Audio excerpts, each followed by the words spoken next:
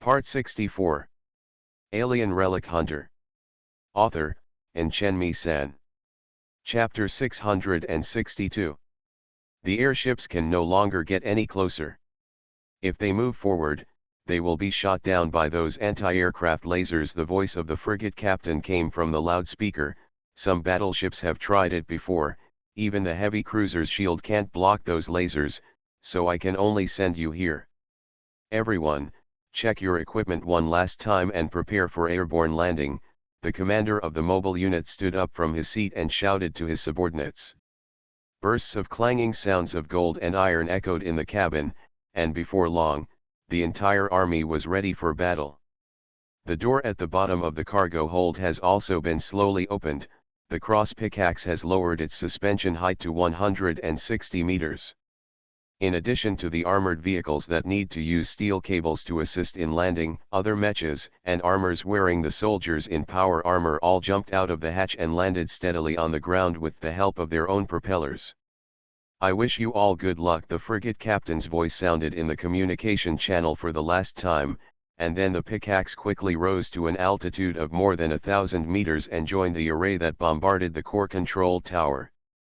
If we walk 50 meters forward, we will enter the core control area. The commander of the mobile unit pointed to the metal forest composed of buildings with an average height of 200 meters directly in front of him, and said to Kaylan said. The core control area of the ancient bronze city ruins is the fourth ring located in the center of the inner ring. This fourth ring is different from the first three rings in that it has no obvious regional boundaries. Before the operation begins, the core control area is just a general concept. Basically, any place related to the ruins control center can be counted in the core control area. But after the operation began, the participating troops quickly designated a specific area. The so-called core control area boundary is actually the no-fly zone of the Air Force fleet. Any aircraft entering this area will be instantly destroyed by powerful laser weapons. Just when they were in the sky, Kaylan and the others had already seen the core control area. The wreckage of several battleships is scattered in the outer area, from heavy cruisers with thick armor and strong shields to high-speed assault ships that are extremely fast and difficult to lock. As for the wreckage of fighter jets and flying mechas, there are even more countless. On the contrary, if you enter from the ground, you will not be attacked by these laser weapons. Two dungeon mechas walked in front carrying composite physical shields weighing 1.5 tons, while the others followed silently. The atmosphere in this mobile unit was very depressing. Every soldier's nerves were very tense. In comparison, Kaylan and the others were in very little better condition. That guy Layton even boasted braggingly in the team channel, "What's going on? Never seen it before? If you want to scare me with just a few battles, you really underestimate my courage." "But you look nervous." Valentina, who didn't like to talk, suddenly interrupted. "Huh? How could it be? Sister Ziona, please don't talk nonsense. Why am I nervous? It doesn't exist at all." Layton immediately denied it. "But I discovered that Augustus's energy shield generator has been in a critical state," Valentina said sharply. The critical state of the energy shield generator refers to controlling the charging efficiency within the threshold of 99.95%. 99.99%. The shield generator in the critical state can be charged with at least a little more energy. The shield is activated immediately, and at the moment of activation, the power of the shield itself is directly increased to the maximum. Of course, the critical state also causes a lot of losses to the shield generator itself. It's like a rubber band that will eventually lose its elasticity or simply break if it is kept in a tight state for a long time. For a shield generator that is in a critical state for a long time, the life of the machine will inevitably be affected. Therefore, even in a combat state, the charging efficiency of the energy shield will only be maintained below 50%, as much as possible. This extends the life of the shield generator. For example, the shield generator mounted on the Augustus body only takes about 0.3 seconds to charge from 50% to 100%. Unless it is in a close combat situation, the operation manual is rarely available. It is recommended that pilots maintain shield generators in critical condition. And some shield generators that are of relatively low quality or have been severely damaged when dug out from the ruins have a high probability of self-destruction in critical conditions. Shield generators like this type, it is absolutely forbidden to enter a critical state. At this time, Layton stuck the shield generator in a critical state, which was enough to show how nervous he was. I am not nervous at all. What I call caution is that it is always right to be careful, right? Kaylan, don't you think so? Just because you talk nonsense, I can tell that you are very nervous. Kaylan responded casually. Actually, there is nothing to be ashamed of. I am also very nervous now. Moderate nervousness can help improve reaction speed, which is a good thing. But it's not good to be overly nervous. If you need it, Laule, I can provide you with some medicine. As Ivan said, he had already put his hand into his pocket to fumble around. Medicine is not necessary. If I go back and let that guy know this, he will laugh at me for several years. Then I'll keep it to myself. Ivan fumbled for a long time and finally found a stainless steel mini wine bottle. He unscrewed the lid and took a sip. Hey, this is the medicine you were talking about. Hurry up and give me a sip, Layton shouted immediately. Forget it, drunk driving is illegal, not only driving, but also operating a mecha, Ivan said and put the wine bottle back. TCH, cheapskate. Although the topics discussed between the few people did not have any substantive content, the original nervousness was relieved a lot at this time. Layton, check the communication signal and see if you can still get in touch with the troops outside. Kaylan patted Augustus' knee and said. I've been watching it since I came in. The deeper we go into the core control area, the more serious the radio interference becomes. The source of interference comes from these towering metal buildings. This assumes that there are no interference devices inside these buildings. Hundreds of thousands of metal buildings standing here are enough to form a huge interference field, Layton said. Less than 100 meters in, my communication signal has been cut off.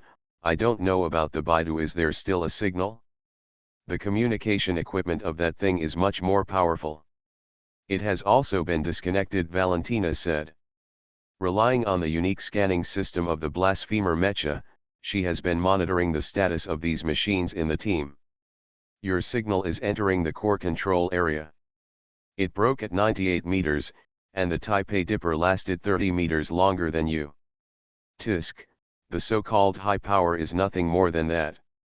Not only for external communications, Kaylan and the others were only a few meters apart, and the team communication channel was already full of noisy electricity. 33 simply took off his headphones and stuffed them into his backpack.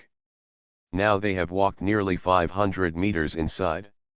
Even if they amplify the signal strength of the communication equipment 10 times, they still can't get in touch with the outside world. The core control area is a circular building complex. The further inside, the surrounding, the more metal buildings there are that can be used as sources of interference. The intensity of interference increases exponentially, let alone radio communications. Even some sensitive monitoring equipment has begun to be affected. Kaylan took a look. The magnetized needle on the dial of the watch is spinning crazily, with no intention of stopping. The entire core control area is a perfect circle with a diameter of 6 kilometers. The central tower is located at the center of the circle. If Kaylan and the others do not deviate in the direction of travel, they can reach it as long as they advance less than 2,500 meters. The bottom of the tower. At this moment, Kaylan suddenly stopped. He grabbed the mobile unit commander next to him. The latter suddenly became excited and asked quickly, "Have you noticed anything unusual?" "It's too quiet, don't you think?" Kaylan said in a deep voice. "Huh? What do you mean? We haven't encountered the enemy yet." "Isn't it normal to be quiet?" the commander asked, confused. "No, that's not what I meant. Just now, my teammates were still chatting, so I didn't notice anything was wrong. But now, after they all shut up, I realized that I couldn't hear the voices of the first few machines at all. Footsteps. Footsteps, the commander was stunned for a moment, then immediately turned to look at the front of the team. Leading the way are two Dungeon SS heavy defense mechas. The Dungeon S do not have sliding air cushion devices in their footsteps. Movements must be completed by moving their legs and keeping their feet on the ground. Including equipment, ammunition, spare fuel, and energy blocks, a fully equipped Dungeon weighs at least 25 tons. For a machine of this tonnage, no matter how careful it steps, it will still make no sound at all. Maybe, what's more, the entire ancient Copper City ruins are covered with hard alloy floor tiles on the ground. Even special military boots with soft rubber soles cannot be completely silent when stepping on this kind of ground. But now, Kaylan and the others could not hear the footsteps of the two Dungeon units as they advanced. They were only 50 meters away from the front of the team. What's going on? The commander frowned. How about I ask him to stop advancing? No, don't let them stop yet. Kaylan squatted down, put his palms on the ground, stared at the two shield mountains in front, and said, let the two shield mountains continue to move forward, and everyone else and the machine should not move. The thick big feet of Dungeon slowly fell. Kaylan clearly felt a shock coming from the ground, but his ears did not hear any sound. Immediately afterwards, he lay down and put his ears to the ground, and then heard a dull dong coming from what seemed to be an extremely distant place. I kind of know why the 6 airborne troops in front were completely silent after they came in. The sound from this place couldn't be heard at all, Kaylan said. Can't transmit sound. The commander subconsciously opened the mask of the power armor and took a deep breath, but, this place is not a vacuum. Even the oxygen content in the air can fully meet the needs of human breathing. It has nothing to do with whether it is a vacuum. Kaylan shook his head and said, it should be some kind of technological product of Alpha civilization, blocking the transmission of sound. He began to walk forward until he was within 20 meters of Shield Mountain, when the sound of heavy footsteps appeared in his ears.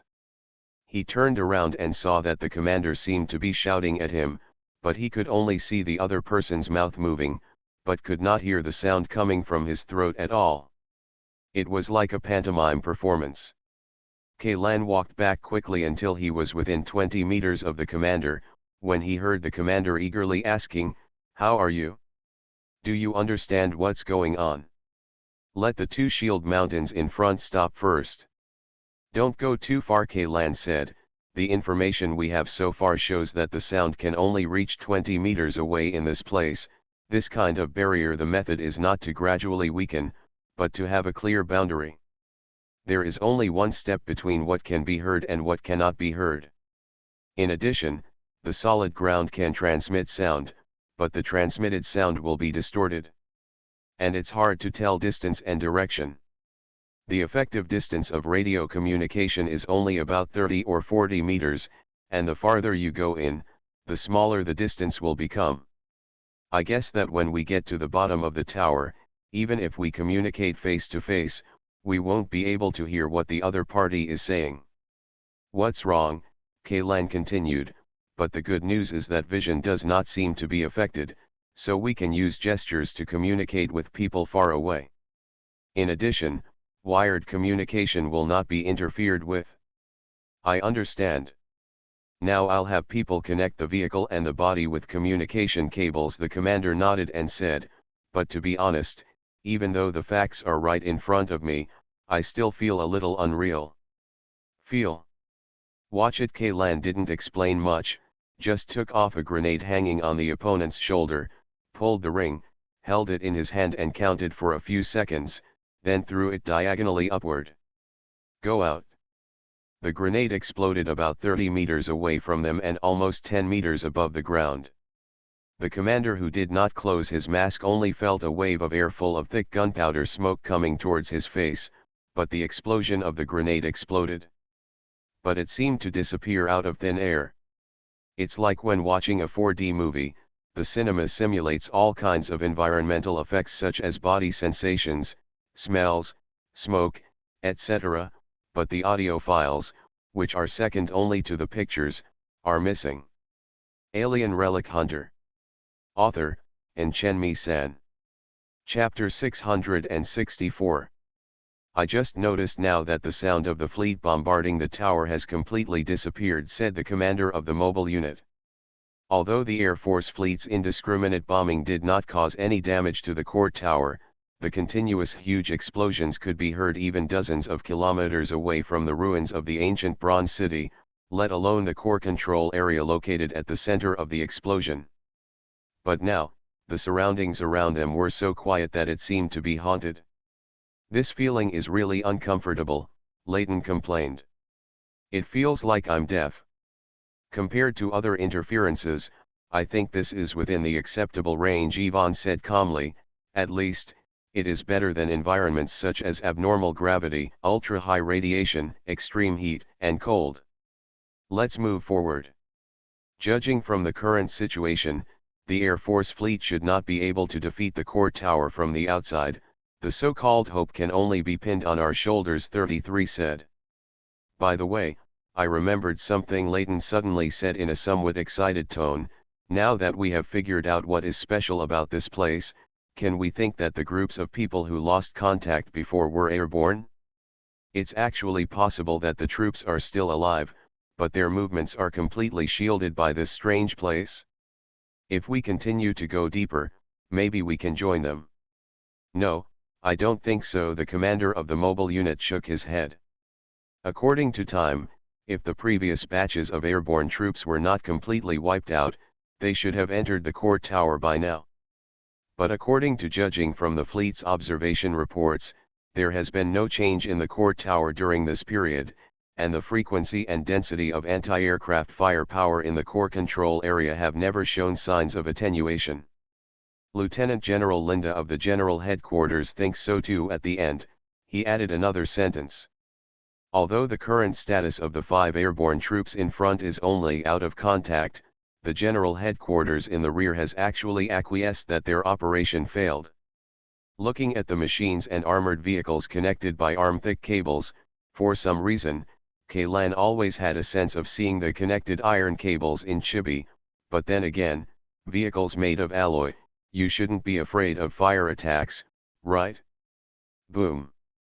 A loud sound of metal collision exploded in everyone's ears very suddenly. Kaylan and a soldier wearing power armor and holding a shield next to the commander suddenly flew up, and then fell heavily to the ground. In front of Kaylan, there are 4 thumb-thick .50 caliber armor-piercing bullets floating. Behind these 4 warheads are trailing vacuum wakes visible to the naked eye, but at this moment, no matter the warheads themselves, or the wake generated by the warhead breaking through the air at high speed, were all frozen in mid-air. Lugo waved his slender arm, and the warheads were instantly crushed into small metal balls and fell to the ground. Sniper! It's an anti-materiel sniper rifle, the commander immediately shouted. Formation. First defensive formation. The mechas and vehicles of the mobile unit immediately moved, surrounding the infantry firmly in the middle. The mechas equipped with physical shields stood side by side, forming a row of solid shield walls. Their main target is me, Kaylan said. He raised his head and looked in the direction where the bullets were coming. However, the opponent's gun seemed to be equipped with a very advanced flash suppressor, and the shooting distance was also very far. He could only determine the general direction of the sniper, but could not accurately locate it. The sound can only be transmitted out to the core control area 20 meters away. This is an excellent sniper killing field. No matter how large the caliber is or how loud the gun is when it is fired, it will become a silent weapon here. Assassination weapon. By the time the target hears the sound of the warhead tearing through the air, the time left for him to react is almost negligible. But this is only for ordinary people. Even if Lugo doesn't take action, Kaylan can rely on Shijan and the living armor to block these warheads flying towards him. How about the brother who was shot? Kaylan turned to look at the commander of the mobile unit and asked. That shot penetrated the shield, but it also changed the trajectory.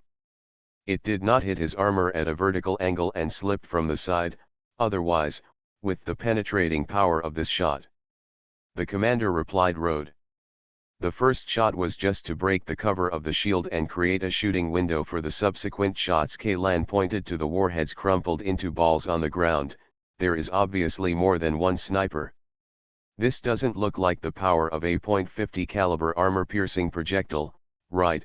Ivan asked. "It can penetrate a 20mm thick composite armor shield, and it can also knock away soldiers wearing full sets of power armor. The .50 caliber, are there any gunpowder-driven anti-materiel sniper rifles so powerful?" "There is only one kind, the Scorpion Tail MK large-caliber anti-materiel sniper rifle launched by Kalva Precision Industries in 917 of the new era. Although the caliber is the more traditional 12.7mm, the firearm itself, the structure has adopted many innovations. When using special armor-piercing projectiles, its actual penetration is stronger than many 20mm or even 25mm anti-materiel weapons in the old era, let alone ordinary armored personnel carriers. It's the frontal armor of some light tanks, and under its muzzle, it's no different than a piece of paper." When he mentioned this, Layton immediately became excited and explained eloquently. "Is it that exaggerated?" "Of course, it's just that the cost of this thing is very scary, and the requirements for daily maintenance are extremely high. It can't be mass-produced and installed in the army. In my impression, only less than 30 trial models have been produced. It was discontinued after failing to compete with the K-series of anti-materiel gauze sniper rifles. The design drawings were also sealed by the Kalva company. The few surviving sample guns have almost become top collections in the hands of gun collectors. Logically speaking, it shouldn't appear in the hands of a heretical section. And there are more than 133 interjected. None of this is important. What's important is to find the location of the snipers." Kaylan interrupted their discussion. "Asano Akira, can you detect the source of the gunfire?" "No, Akira," Asano replied simply, "not only the sound, but also my abilities are limited. In my perception, the world 20 meters away is completely blank." "Where's Ze Lugo?" Kaylan pinned his last hope on the most perverted person in the team. When Ze Lugo took action to block the sniper bullet for him, Kaylan had just awakened the spirit in his body. The living armor has not even been released yet. "Like Asano Akira, my perception ability cannot extend to a place 20 meters away," Ze Lugo replied, "but I can make inferences based on the ballistic trajectory. The sniper's position should be there." Ze Lugo raised his hand and pointed to the roof of a metal building 600 meters away. "But the roof of the building is now empty. The sniper probably moved after shooting." Layton frowned. "We have missed the opportunity to fight back immediately." "Can thermal imaging be used?" Kaylan asked. "I've seen it, and there's nothing there." Augustus imitated human movements and shook his head. "Do you suspect that guy is hiding there with an optical camouflage device?" "How fast does the Scorpion Tail Needle Mk3 fire?" Kaylan suddenly asked a somewhat irrelevant question. The Scorpion Tail Needle series are all bolt-action guns. You fire around and pull the big bolt. No matter how fast the rate of fire is, it won't be much faster. By the way, why are you asking this? 5 shots were fired from that place just now, which means there are at least 5 snipers hiding on the roof of this building, but do you think 5 people can be hidden in that place? The architectural style of these metal buildings in the core control area is the same as that of the tall tower in the center. They are all hexagonal cones in cross-section. However, due to the volume of the buildings, when scaled down to the height and size of these metal buildings, the area of the platform at the top is probably less than 1 square meter, which is barely enough for one person to stand on, let alone 5 people. Kaylan asked Ze Lugo again, "Are the starting points of the 5 ballistic trajectories all on the roof of this building?" Ze Lugo nodded. "The distance between each trajectory is only about 10 centimeters. The person who shot the gun was not a human being." Kaylan made an immediate judgment. "It's not a human being? Is it some kind of mutated corrosive seed?" Leighton was stunned for a moment. If it is a seat of erosion, there is no need to use firearms for sneak attacks, Kaylan said. It should be some kind of mechanical device that can be remotely controlled for aiming and shooting. So this is what you're talking about. Leighton, who was sitting in the cockpit, slapped his forehead hard. Oh, I know this thing too. It's just that the enemy is a heretic sect, so I subconsciously went to the monster thinking about that. Who would have thought that these people would still use these technological devices? They didn't use these things much before, just because they didn't have them, Kaylan said, but this place is their home base, and there are also many people in the upper class of ARC who are connected with the heretical section. It's completely unsurprising that there's some stock. To be honest, I would rather face these familiar things than those strange things dug out from the ruins of the Alpha people. Can you allow your soldiers to conduct a round of bombing on the roof of that building? Kaylan turned to look at the commander of the mobile unit. Okay, the latter immediately agreed. Immediately afterwards, the two propulsor tactical mechas walked to the shield wall. The rocket launcher nests on their shoulders were raised about 45 degrees, and they fired dozens of micro-rockets in one go. All the bullets were fired. A huge fireball exploded silently on the roof of the building. As the environment around the explosion point was distorted, some metal brackets and remains of mechanical devices flew out of the fireball. These were not fragments of rockets, but fragments of rockets. They are parts of the automatic sniper device that Kaylan just mentioned. This is a quintuple sniper mount. This sniper mount is also covered with an optical camouflage device from Alpha Civilization. This kind of optical camouflage device can even perfectly cover the muzzle flash of a sniper rifle. Even if you look closer, you can only see a few extremely inconspicuous black shooting holes with a diameter of no more than 2 centimeters, let alone from the visual effect is 600 meters away. In this situation of silence, surrounded by various electromagnetic interferences, and without air support or drone reconnaissance, there is really no other way to find out in such a short time except by capturing ballistics. This is the sniper spot. Report, the enemy's sniper point has been eliminated. The two propulsors retreated, but the shield wall and defensive array were not lifted immediately. The sniper point was eliminated, but the person with the remote control sniper seat was not found. The only thing that was destroyed was it's just a criminal tool.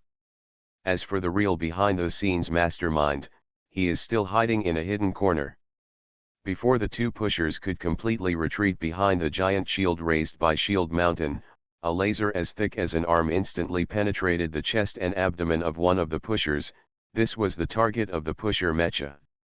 In the cockpit, the pilot who was hit by the laser was instantly vaporized in his seat. The propeller that lost its operator also stopped in place after completing the preset actions of the calculator program. We were attacked by the ruins defense facilities. This was everyone's first reaction, but soon Leighton shouted, "No! That's ARC's weapon. If it's the kind of laser beam used for anti-aircraft in the ruins, it's impossible to just fire one on the mecha. Instead, the entire machine body and half of the shield array should be evaporated. It's a rechargeable cluster laser cannon," Ze Logo said. "I have played this kind of weapon in the simulation mod of Red Alert. It is a light energy weapon specially equipped for infantry to counter mechas." "I know that thing," Leighton said, relying on the ultra-small energy conversion device unearthed from the Alpha ruins. The cluster laser cannon can be reduced to the size of a shoulder-mounted rocket launcher, but this thing is the same as a disposable rocket launcher. It can only fire one shot. The cost of a single shot is extremely high, and it takes nearly half a minute to charge before launching, which is useless. At the same time, the top military officials believe that there is no need to equip infantry with cluster laser weapons, so this proposal it was cancelled. Compared with the Scorpion Tail Needle MK, this thing is just a concept and doesn't even have actual samples. How could a heretical sect have one? The heretical sect may not have a sample of this kind of laser cannon, but they do not lack ultra-small energy conversion devices, Kaylan said. The structure of that thing shouldn't be complicated, right? It's not complicated. it's just that the materials and core components are more difficult to deal with. Before Lighton finished speaking, Lugo suddenly shouted, "The second shot is coming, and the target is you." Augustus's shield instantly opened at maximum power and collided with the beam of light coming from a distance. The blinding light suddenly illuminated the surrounding area in white. How did you predict this?" Layton asked in surprise. "This beam of light is a real laser. It can hit wherever it is pointed and the bullets will be flawless.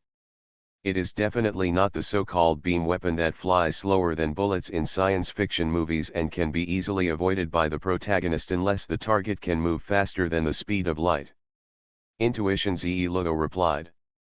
"P.S. Thanks to Shangang Jiang for the 200 starting coins, thanks to I Am a Little Milk Dog and Kikai88 for the 100 starting coins. You are listening to Novels at Bless Up channel. Wish you happiness and luck.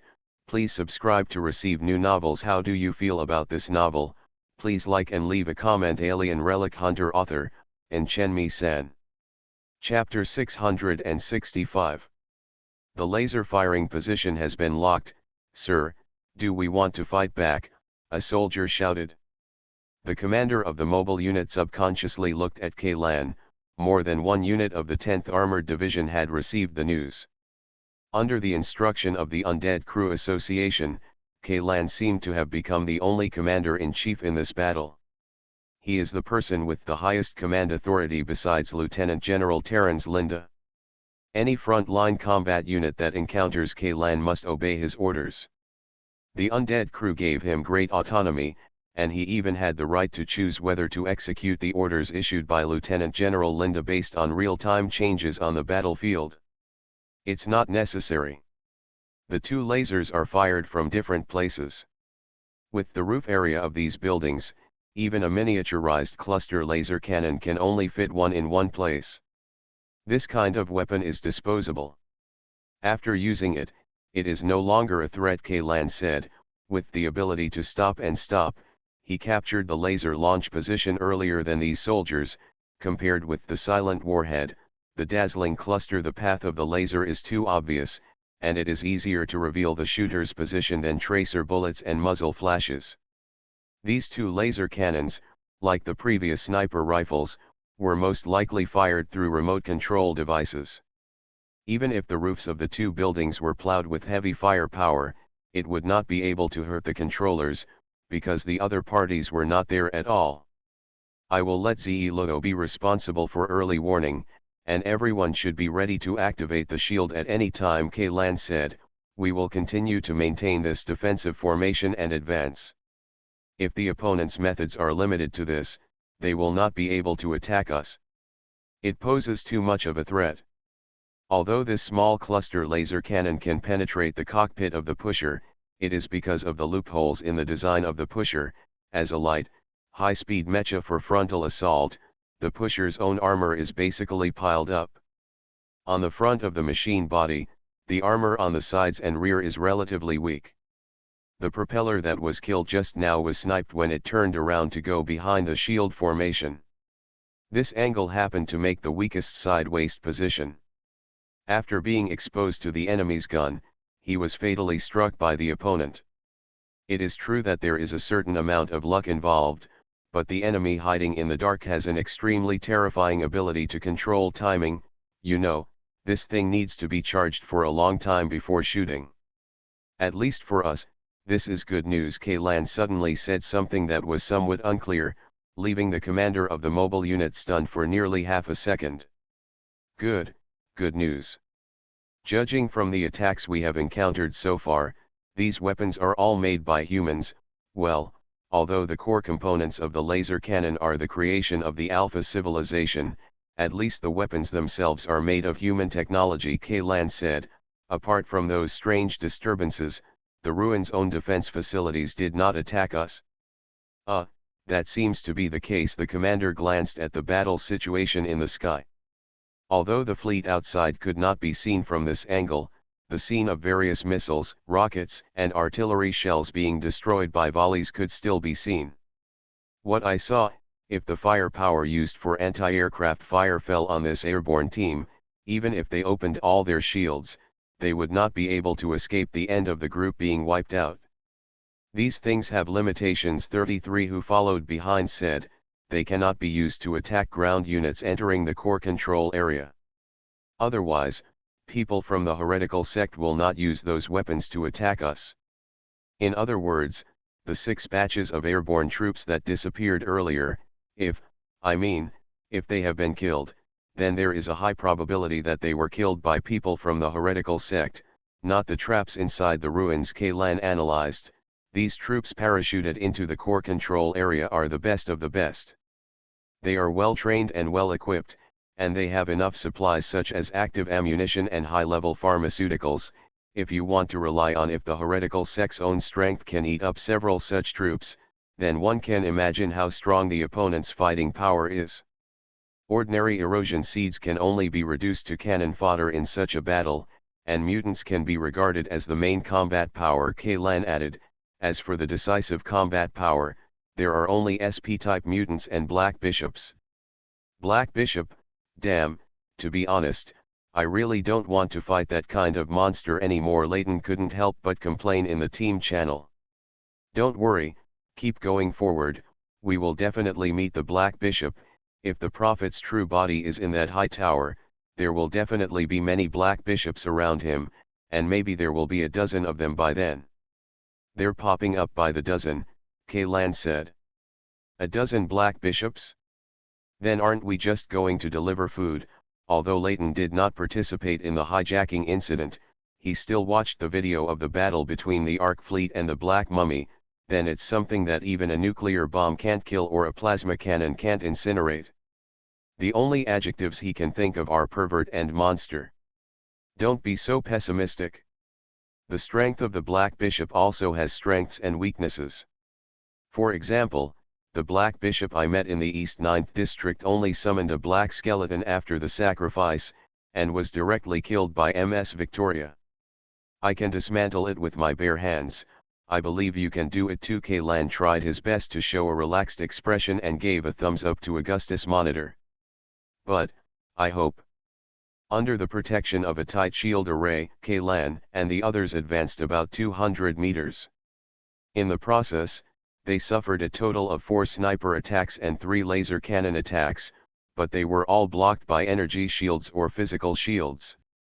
It was blocked and no damage was caused.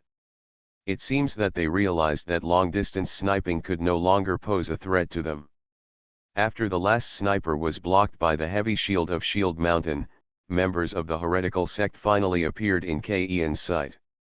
This is also their first face-to-face encounter with the enemy since entering the core control area. Are these guys, the reformers among the exiles, looking at those weird-looking, twisted guys who could barely be called human beings? Layton couldn't help but take a breath. Although the reformers among the exiles and the reformers in the Ark are literally the same, they are actually 2 completely different concepts. In the wilderness, the exiles do not have the same medical and surgical conditions as in the Ark. The so-called body transformation is to sew together the limbs of humans and indigenous creatures in an extremely crude way, or to directly replace human organs with the internal organs of indigenous creatures. Recipients with better conditions may be able to get some antibiotics and hormones, but the vast majority of people who undergo transformation can only rely on their own bodies to fight rejection and infection. Undoubtedly, the mortality rate of this kind of modification surgery is extremely high. Even if there are occasionally a few lucky people who successfully survive the high-risk period after the operation, their remaining lifespan will be greatly shortened. The limbs and organs of indigenous creatures are indeed, it is true that it can bring powerful power to human beings, but it is difficult for the part of the body that originally belonged to humans to withstand this power. Unless the person who underwent the transformation surgery is an enhanced person, but even if he is an enhanced person, the chance of finally walking off the operating table alive is very high. No, they are not ordinary reformers. The commander of the mobile unit shook his head seriously. We are afraid that we have encountered the Loyal Air Guard of the heretical section. Loyal Guards? What is that? Why have I never heard of it? Layton was very confused. I have heard of the name of this unit, but that's all. 33 glanced at the reformers who were slowly approaching 200 meters away. Kaylan, with your authority, you should know more than me. Kaylan nodded silently and said, I have seen the information about this unit in the confidential files of the Security Bureau.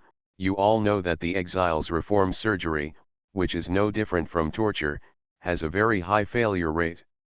High, not 1 in 10 people who undergo surgery will survive, but there is one exception. Which kind? When a modified person is an enhanced person. Why does he still need to undergo that kind of abnormal surgery when he is already an enhanced person? Layton asked. No, it is not to strengthen people, but to contain the seeds of erosion. Kaylan said, the seeds of erosion that parasitize in the human body will give the host extremely strong strength and recovery ability before entering the period of rapid transformation. With these containers as a transformation material, the success rate is almost 100%, and after the limbs of the indigenous creatures are joined to the human body, the cells of the erosion seeds will also invade these limbs to further strengthen these limbs. After listening to Ian's words, Ivan couldn't help but glance at his robotic arm and shook his head gently, as if to shake some unrealistic thoughts out of his mind. Although the strength of this kind of modified human depends largely on the strength of another part of the material, the limbs of indigenous creatures, it can be stably mass-produced. According to the estimates of the Security Bureau, the number of such modified containers is about 1. There are about 1,000 to 1,500 people, and this number is still growing. The reformers from the heretical sect in the distance stopped when they were still 100 meters away from the airborne troops, and did not continue to approach, as if they were waiting for some order. The soldiers who were well prepared did not open fire rashly. The two groups just faced each other. The tense atmosphere in the air continued to escalate, and a fierce battle would break out almost at any time. Those modified people were dancing with weird and twisted limbs, and seemed to be shouting something loudly, but because of the special sound insulation effect of this area, Kaylan and the others couldn't hear the content of these people's shouts at all, and could only read from their mouths. Make some rough judgments. The most frequent syllables among these transformed people are Great God, Prophet, and some words and phrases related to sectarian beliefs. The loyal guards are the most loyal group of people in the heretical sect to the Prophet. They are superstitious in doctrine and firmly believe that undergoing this kind of transformation surgery is the correct way for human evolution. According to the autopsy report of the Institute, the brains of these people they have all been destroyed by the seed of corrosion and have lost their basic ability to think logically. They have completely become a murderous weapon in the hands of the Prophet. Kaylan took advantage of this opportunity to explain to everyone, of course, these are all not important. The most important thing is, the status of the loyal guards within the heretical sect is equivalent to that of the Prophet's personal guards. Although there are a small number of members of the loyal guards in other settlements, the vast majority of them, he is always with the Prophet. The group of guys in front of me, I just counted them, there are 275 in total. Layton said silently, in other words, that news is probably true. The true form of the Prophet is here. Finally, the reformed people of the Zongsi Guards ended their pre-battle prayer and began to charge towards the airborne troops, and the moment they launched the charge, Kaylan decisively gave the order to attack. Fire! The multi-barreled cannon mounted on the armored vehicle instantly spit out tongues of flame more than 2 meters long. The dense rain of bullets immediately fell on the Zongsi Guards cyborgs in the front row. The bodies of more than a dozen cyborgs were torn to pieces in the blink of an eye. And the erosion seeds that were freed from the shackles in their bodies twisted their blood-stained tentacles and rushed forward at a faster speed. Before these monsters could rush forward, a sufficient amount of active ammunition had penetrated their bodies and ended their lives. But the battle situation is not optimistic for Kaylan and the others. There are at least 50 people in the modified containers at the front, but this round of strafing only killed less than 1/3, and the remaining ones either have to resist 25mm caliber machine gun shells, or they pass through the gaps in the hail of bullets with their extremely high maneuverability. The most exaggerated one was a man over 2 meters tall with a total of 4 arms attached to his body, and his abdomen. The cyborg was as swollen as a large water tank, his abdomen shone with a bright green dark light, and a solid energy shield appeared directly in front of him, intercepting all the cannonballs fired at him. "Come down." And those modified people whose bodies were not strong enough to resist the cannonballs and who did not have high mobility all hid behind him. "This guy, could he have a shield generator installed in his belly?" Layton exclaimed. Although there are not many indigenous creatures on Alpha Planet that can release energy shields, they are not unavailable. Some species that have been transformed into biochemical weapons by the Alpha civilization will also have such an ability. They should use this energy generating. The shield organ was transplanted into the body, Ivan said, with a hint of excitement in his calm tone. In order to suppress this emotion, he had to take out the wine bottle and take another deep drink. In addition to the cyborg who can release energy shields, the fastest one is a cyborg with arms like a mantis, a body covered with dark green scales, and 2 pairs of insect wings on his back. The rest of this guy's body, there are very few human parts left, and it is unknown how many times he has undergone transformation surgeries. The armored vehicle crew cease fire and retreat. The first and second mecha squads are on top, preparing for close combat. The third squad is responsible for support, and the remaining firepower is to attack the enemy's energy shield, the commander of the mobile unit shouted.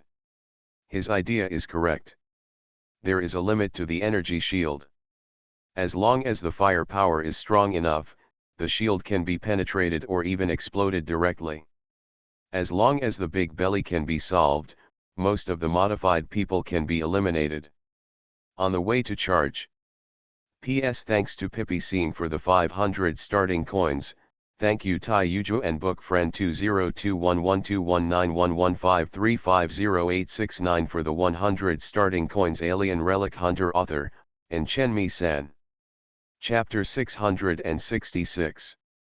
Several mechas immediately came to the front of the battle line, but they did not draw out the melee combat weapons inserted in their waists. Instead, they picked up the Hurricane Hammer fully automatic shotgun that comes standard with the Propeller series of mechas.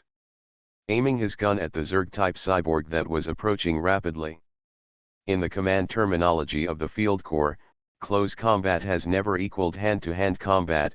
10 steps away, the gun is fast; within 10 steps, the gun is accurate and fast.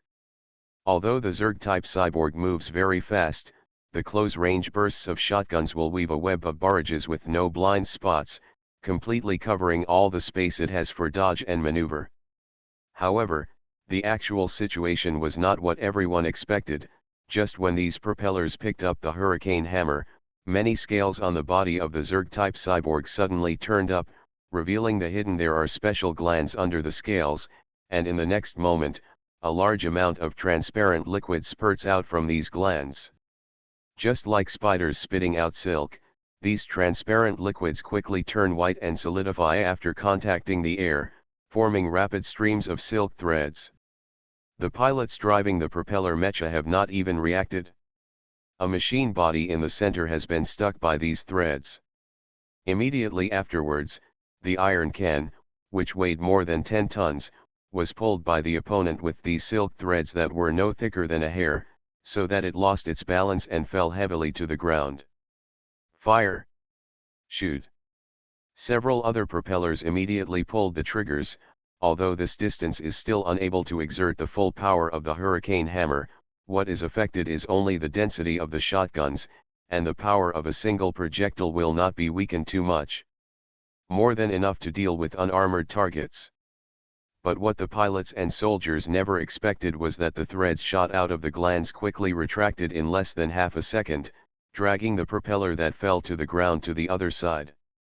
The front of the bug-shaped cyborg acted like a shield, blocking all the bullets fired at it. The Zerg-type cyborg waved his arm and inserted the sharp blade-like arthropod at the front of the arm along the gap in the body's armor. He pulled hard, and with a burst of flying sparks, the body on one side of the propeller instantly collapsed. After falling down, the mechanical arm drooped on the ground and could no longer move. The propeller's transmission cable was cut off. Layton said, "That guy, it is obviously very familiar with the structure of this type of mecha." Although the left side of the machine was completely paralyzed, the pilot did not give up. He manipulated the other arm of the machine and pulled out the thermal combat dagger at his waist from its sheath. He can definitely be regarded as the most intuitive feeler of the stickiness, strength, and terror of the power attached to these spider threads, no one else.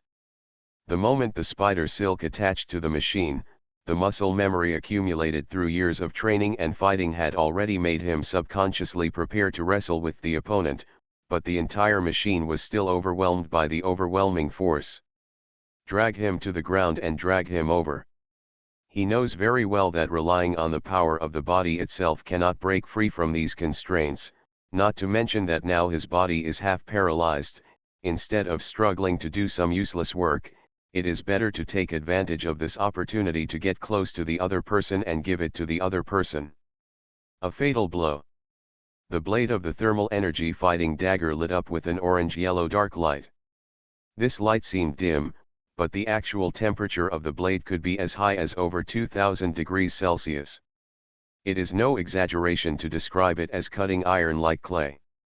But before the pilot could stab the nearby Zerg-type cyborg with the thermal combat dagger, the opponent's mouth suddenly split into 4 pieces like an insect's mouth parts, and a stream of strong acid with white smoke came out. Jets came out of the mouth and opened a hole the size of a coin in the cockpit hatch. A translucent fleshy straw protruded from its mouth and quickly penetrated into the dissolved hole. Along with a spooky and strange sound, the flesh and blood that seemed to have been dissolved into a paste were moved along the hole. The straw was sucked into the belly of the reformer.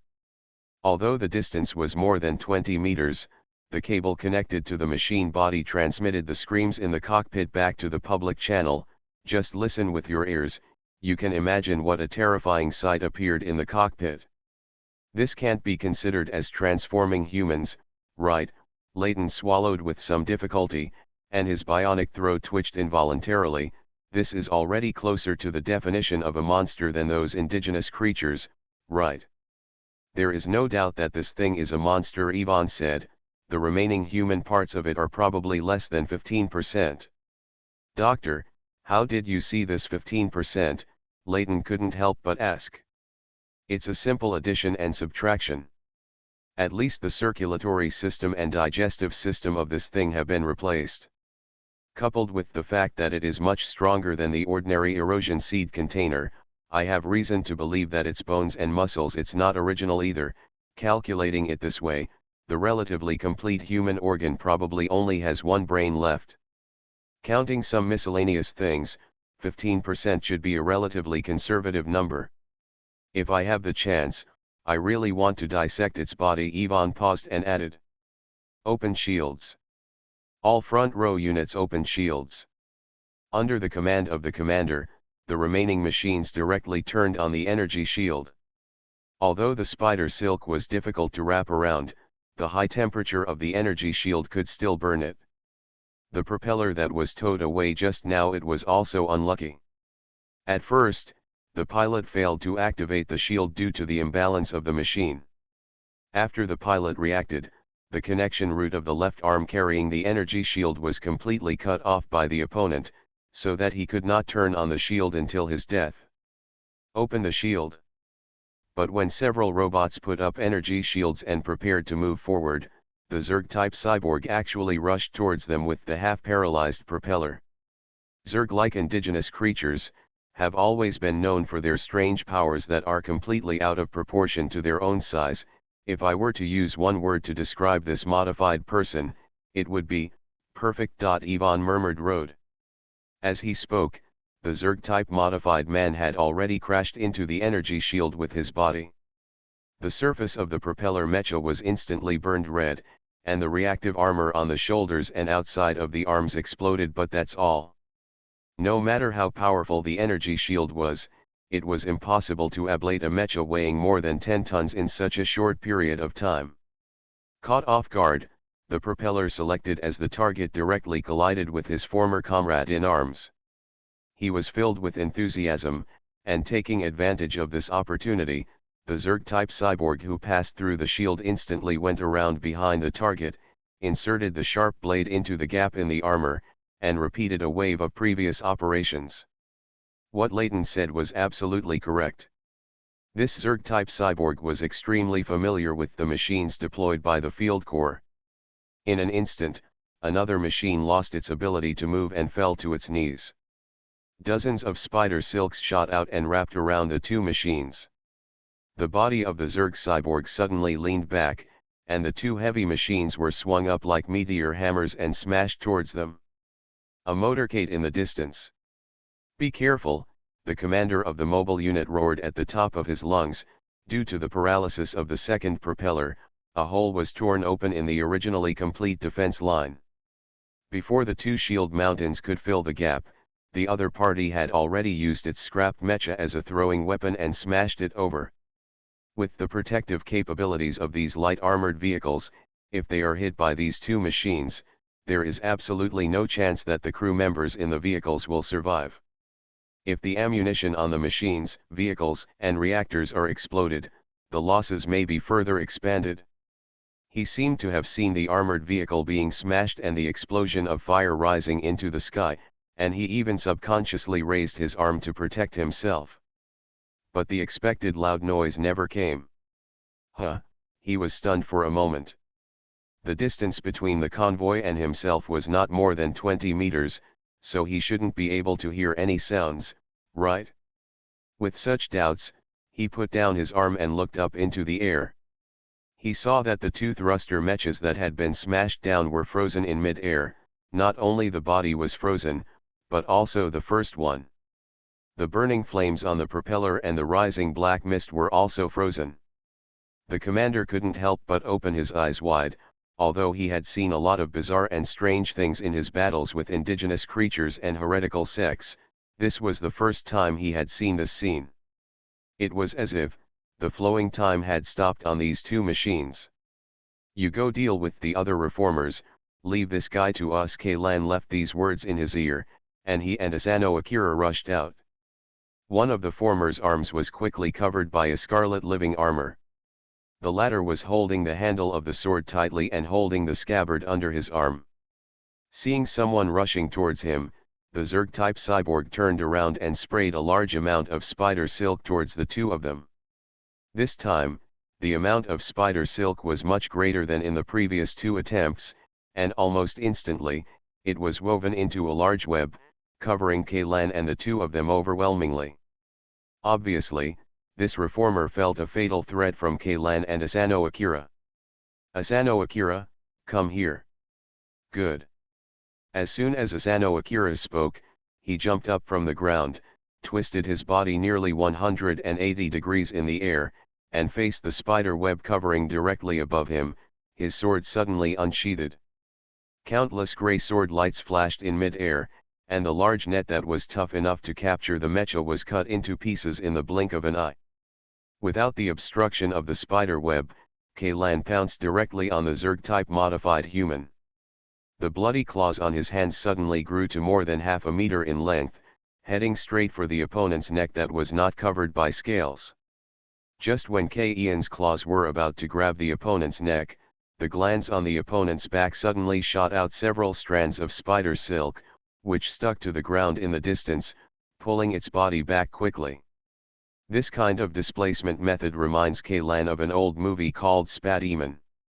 When the blow missed, Kaylan did not immediately pursue forward. Instead, he used his other hand to pull out the pistol from his waist, and repeatedly pulled the trigger at the open chest and abdomen of the Zerg-type cyborg. Although this pistol has a caliber of only 3.6 mm, it is a gauze pistol. Its penetrating power and the kinetic energy attached to the bullet are much greater than the large caliber hunting pistol that Kaylan used before. It can easily fire more than a dozen needle bullets. The ground tore off the scales on the transformed person and penetrated into its body. Judging from the shooting position, the bullet hit the heart almost 100%, of course. The premise is that it still has a human heart and does not change the position of the heart. In the blink of an eye, The Zerg-type cyborg was more than 10 meters away from Kaylan, but judging from the way it landed, it seemed that the dozens of shots Kaylan had just fired at it did not cause serious damage to it. The vitality of insects is really tenacious. Kaylan couldn't help but complained in his heart.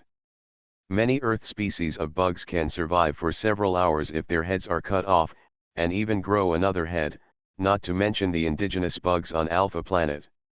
This point is quite consistent with the basic understanding in the field of human biology: the simpler and lower level the structure of a living body, the stronger its regeneration ability. For high-level creatures, it is often difficult to kill them quickly. For example, if an earthworm is cut in half, it will split into two independent individuals instead of dying. If this Zerg-type cyborg's head was cut off.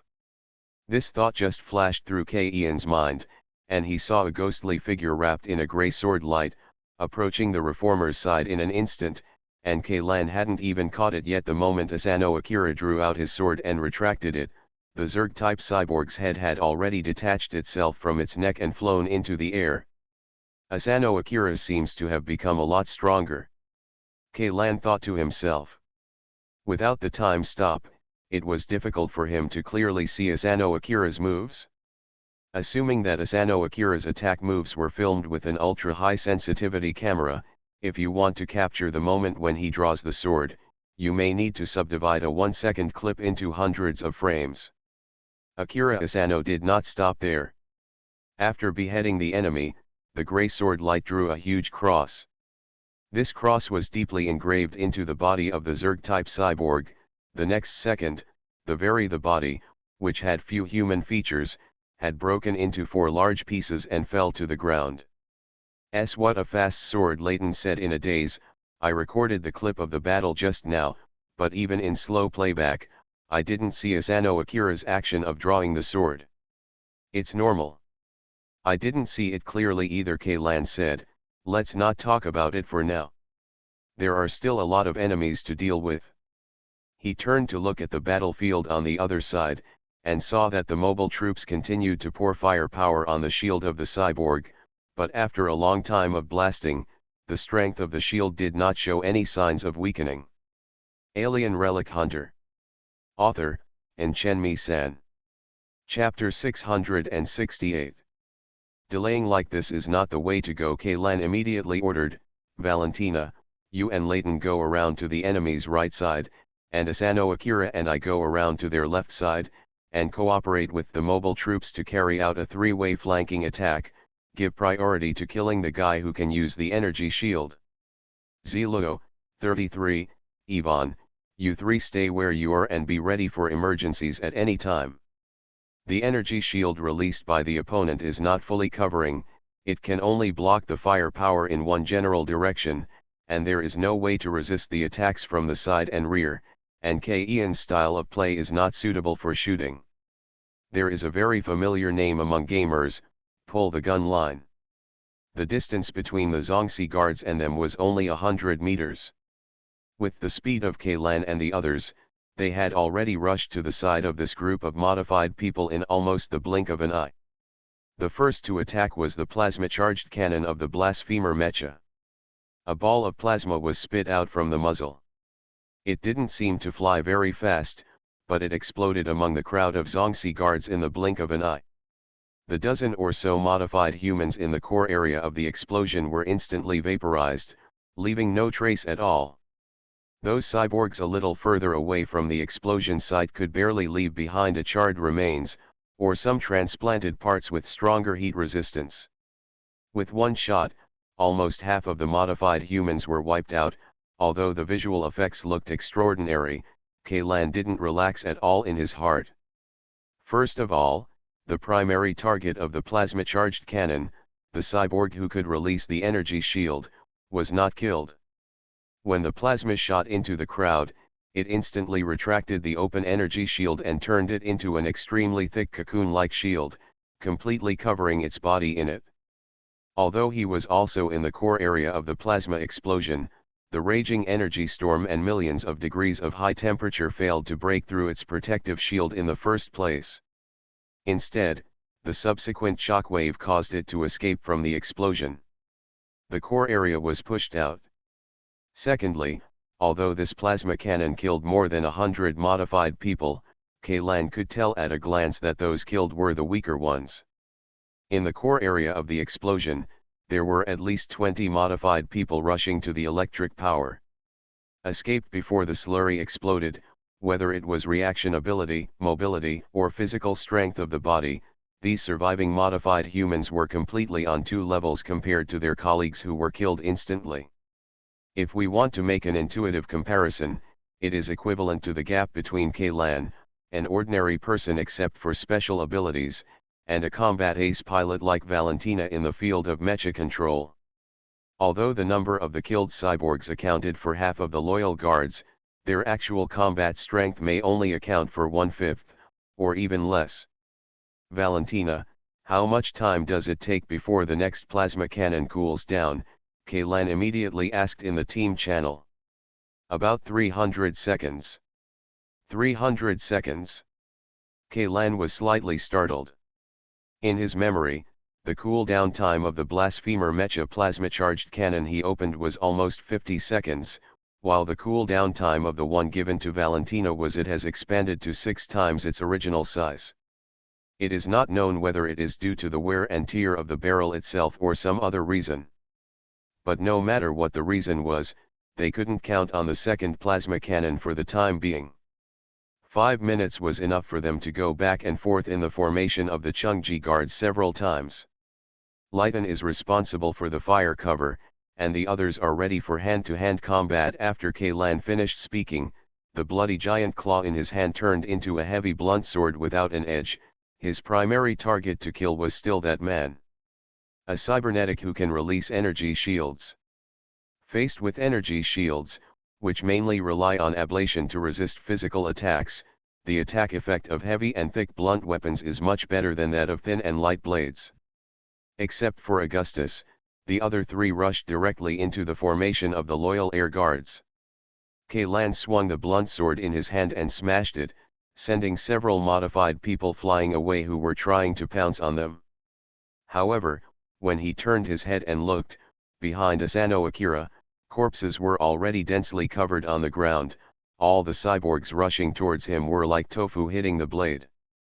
The moment they passed by, they were already dead. 4 or 5 splits. But the most exaggerated thing has to be the Blasphemer Mecha controlled by Valentina. Although the plasma cannon has entered the cooling time, she only relied on the armor-piercing sword in just a few seconds. He killed nearly 30 reformers, twice as many as Akira Asano. On the contrary, Leighton's mid-range fire cover produced almost no kills, and the 2 multi-barreled Vulcan cannons completely swept away Lonely. Of course, he couldn't blame him. Most of the cyborgs rushed towards Kaylan and the two of them. In order not to accidentally hurt friendly forces, Leighton could only target the cyborgs wandering around the edge of the battlefield. However, these cyborgs who dare to stand alone are very mobile and have difficulty locking targets.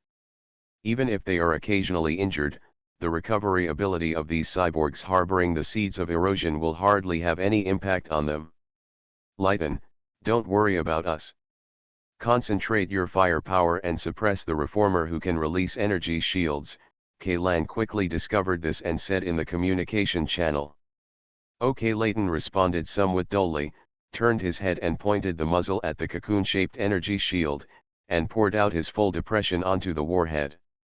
Not only Leighton, but also all the firepower from the mobile unit was focused on the energy shield of the reformer, but after he shrunk the energy shield, the strength of the shield also increased several times, visible to the naked eye. The colorful transparent shield that was originally like a soap bubble now looks like a thick piece of amber. If it weren't for the various energy weapons bombarding it with dense ripples, it would be very difficult. It is easy for people to have the illusion that this energy shield has materialized. There are no signs of weakening of the energy shield at all. This thing can't be so perverted, right? Leighton pressed his hands tightly on the fire button on the top of the joystick, and kept mumbling. He said, the shield strength of this thing is already comparable to a fortress-level shield generator, but that thing covers an area of hundreds of square meters. How can an indigenous biological organ that can be stuffed into a person's stomach? Is it such a high conversion efficiency and output power? Actually, this energy shield was not released by this modified person. Zelo suddenly said in shock, I have been observing it for a long time, and I have never noticed any energy fluctuations in it. What do you mean? Leighton said in astonishment, it didn't release this energy shield, so who else could have released it? I can only confirm that his body is not the energy source of this shield, Zelo said. I seem to have vaguely guessed the truth. Kaylan made a 180-degree turn and smashed the head of a modified person whose skin was covered with thick cuticles with the blunt sword in his hand, and said, this modified man, the transplanted organs in his body may only have a guiding role, in other words, he is just a remote control. Then where did this shield come from? This guy didn't carry any other equipment. Augustus threw the 2 Vulcan cannons that had used up all the bullets on the ground, and took out the gun on his back. The electromagnetic sniper cannon, this sniper cannon is the one Valkyrie used in the molten mine area. However, after being improved many times and connected to Augustus's reactor, its power is much greater. It was nearly 15 times better than in Valkyrie's hands, let alone penetrate the remains of the building. It would be no problem even if the entire intact building was interrupted. However, the first shot of the sniper cannon when it was fully charged simply melted into the energy shield without causing even a slightly larger ripple. The shield it controls should come from the ruins of the ancient bronze city itself, Kaylan said. What we have been bombarding should be the energy shield from the ruins. What the hell? Isn't it? Leighton subconsciously glanced at the top of his head. There were so many shields that the battleships couldn't blast away. Not to mention their little firepower, compared with the fierce battle situation above, their attack was probably not even scraping. Isn't it said that the energy shield can only intercept flying objects in the air? Why does it appear on the ground? Leighton still couldn't believe it. No one said that the energy shield of the ruins cannot appear on the ground. We just have a wrong understanding because of our preconceived notions. Kaylan said, Ghost Owl and the others can do it in the outer ring area of the ruins. Encountering a wall of light moving close to the ground, not to mention this is the core control area of the ruins. No, that doesn't make sense. As if he didn't believe in evil, Leighton fired another shot at the energy shield. If the energy shield in the core control area can be activated on the ground, then we can be stopped directly. It's enough to stay outside, so why let us in, then snipe and send these modified monsters to stop us? Then I don't know. Maybe this thing has limitations and must rely on a guide to activate, and the thing in the stomach of the transformed person should be a guide. Then what should we do now? The 3 fleets can't blast away the shield, and we can't blast it open even more. Leighton said, lowering the muzzle in despair. Ignore this guy for now, get rid of all the other modified people in the Zongxi guards. At least judging from the current performance, the guide can only use these shields for defense, but cannot use them for attack. It's just a hard-shell turtle. If it can't be broken, we will go around it, Kaylan said. That makes sense. Can I choose close combat?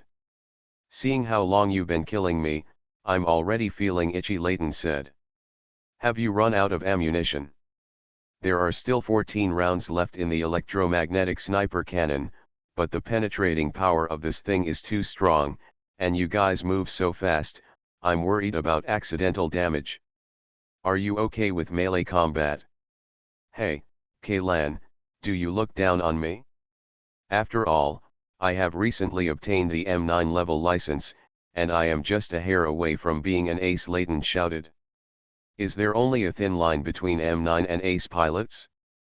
Can you fit several galaxies in this line? Kaylan complained. In the mecha competition, those M9 level pilots were almost outnumbered by ace pilots. The pilot rubbed against the ground.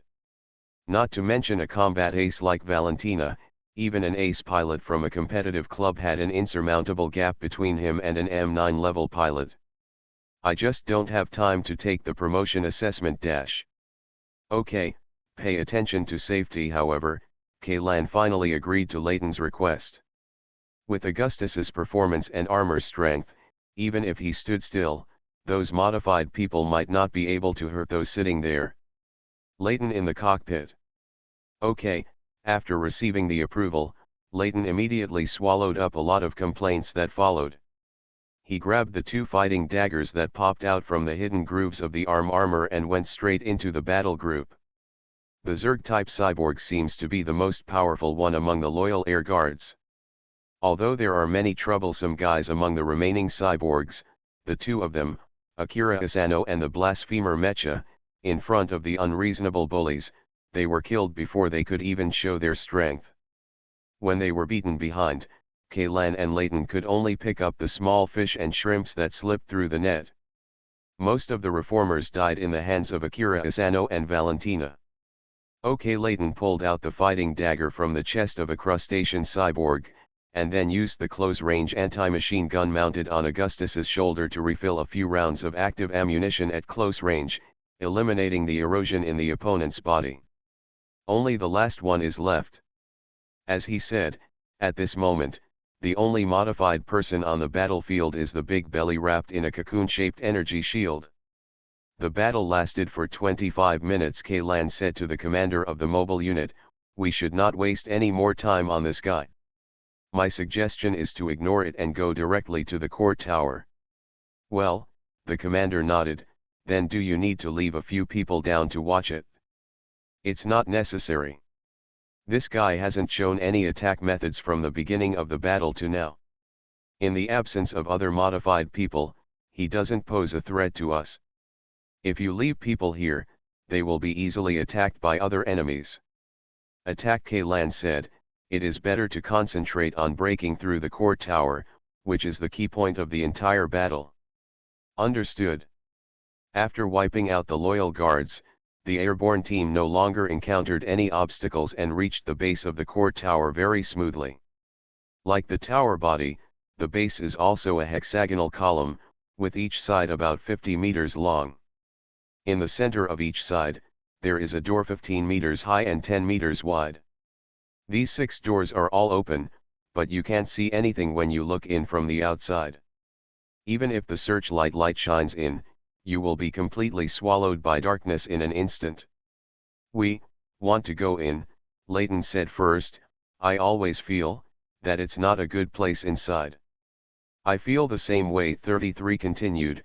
"To be honest, just looking in at these doors, I feel as if something is crawling up my back." "It's just psychological factors." Yvonne glanced at him and said. "What about you? Do you feel this way?" 33 asked immediately. "Yes." After a moment of silence, Yvonne nodded. "P.S. Thanks to book friend 201902041937185887 for the reward of 500 starting coins. Thank you to the first author Han Lee for the reward of 400 starting coins. You are listening to Novels at Bless Up channel. Wish you happiness and luck. Please subscribe to receive new novels. How do you feel about this novel? Please like and leave a comment. Alien Relic Hunter author, and Chen-Mi-san. Chapter 669. Then are you sure, is this bad feeling really a psychological effect? Layton asked again. This time, Yvonne hesitated. Logically speaking, experienced ruin hunters like them have a very strong psychological quality. Without a big heart, their sanity would have been wiped out long ago when exploring those mysterious ruins. Things that ordinary people are afraid of, such as darkness, corpses, monsters, etc., cannot scare them at all. Unless these things can threaten their lives. The existence of a sixth sense has always been a controversial topic in academic circles. If thrown into an online forum, it can also be regarded as an evergreen level water experience topic. But unlike those experts, scholars, and ordinary people surfing the internet, the vast majority of relic hunters firmly believe in the existence of a sixth sense. In the hunter circle, there have always been many legends and stories related to inspiration. Although inspiration cannot be seen, touched, or heard, there are countless examples that can prove that this thing is real and is not a figment of the human brain. Those with higher inspiration can often see things that others can't see, hear things that others can't hear. And those who have been between life and death for a long time, such as soldiers in the field force, will also have an inexplicable premonition of the coming danger, and this premonition will also be classified as a sixth sense. In today's academic terms, to sum up, a saying with a high degree of recognition in the industry is that all special senses that do not belong to the five senses are collectively called the sixth sense, and inspiration and danger omens all belong to this category. Subcategory. Can you see any clues? Kaylan focused on Ziluo. The latter shook his head gently and said, my perception cannot penetrate it. Actually, it's normal for us to feel this way. 33 suddenly twitched the corner of his mouth and made a half-smiling expression. If the prophet of the heretical sect is really in this tower, if so, then this place is more dangerous than the legendary Dragon Pond and Tiger's Den. Ahem, I originally wanted to say that I would have to break into the Dragon's Den and the Tiger's Den. Layton coughed and said, you blocked me right now. Let's go, we're all here. Kaylan waved, we can't just go home, right? I'll take the lead, Valentina said. The blasphemer mecha steadily walked to the front, holding in its hands a physical shield borrowed from the shield mountain mecha of the mobile unit. This shield was taller than the shield mountain itself and was enough to cover the entire machine. The covered heavy tower shield suddenly turned into a regular-sized shield in the hands of the blasphemer mecha. The other hand of the blasphemer is tightly grasping the heavy armor-piercing sword. A faint seven-color stream of light envelops the sword. This is a symbol that the armor-piercing sword is in a critical state. It has already done its job. Okay, you can be ready to slash with maximum output power at any time. Be careful. Kaylan nodded. One leg of the blasphemer's mech stepped into the darkness. Everyone couldn't help but hold their breath, and Valentina controlled the machine to lower her upper body, put the heavy tower shield in front of her, and took another step forward. Half of the machine has entered the darkness where observation is impossible, but nothing has changed. Did you find anything? Kaylan said in the team communication channel. No, the monitor can only see darkness, Valentina replied. After entering the tower, do not move forward unless necessary.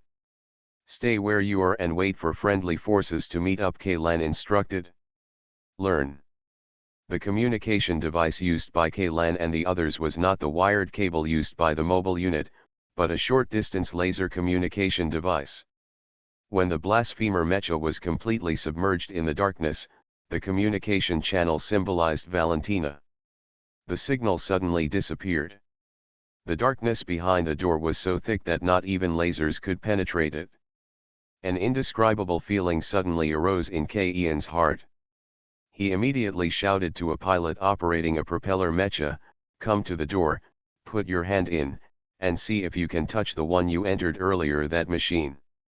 If Valentina stopped moving after entering the tower as requested by Kaylan, then she and the blasphemer mecha should be blocking the doorway now, even though from Ian's perspective, they only can see an impenetrable darkness.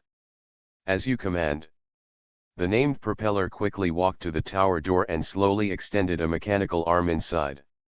However, the robotic arm was not hindered in any way until the entire 2-meter-long robotic arm was completely submerged into the darkness. No, the pilot reported to Kaylan Hui, the robotic arm did not touch any object. Hiss. Layton, who was staring closely at the side, couldn't help but take a breath of cold air. How could it be? Logically speaking, Ziona should be one step away from us. How could she touch her? Not yet.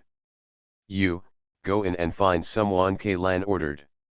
Yes, the pilot of the propeller mecha controlled the machine body and entered the tower without any hesitation. But soon, this propeller immediately followed Valentina's footsteps and lost contact with the main force. Several soldiers ran forward and pulled out the communication cable extending into the darkness, and found that one end of the cable had been cut off. The cross-section of the cable, whether it is the polymer shell or the metal core, is as smooth as a mirror, and there is no sign of tearing. "Damn it," Layton cursed in a low voice, "were they attacked?" "It's not like that." Kaylan shook his head.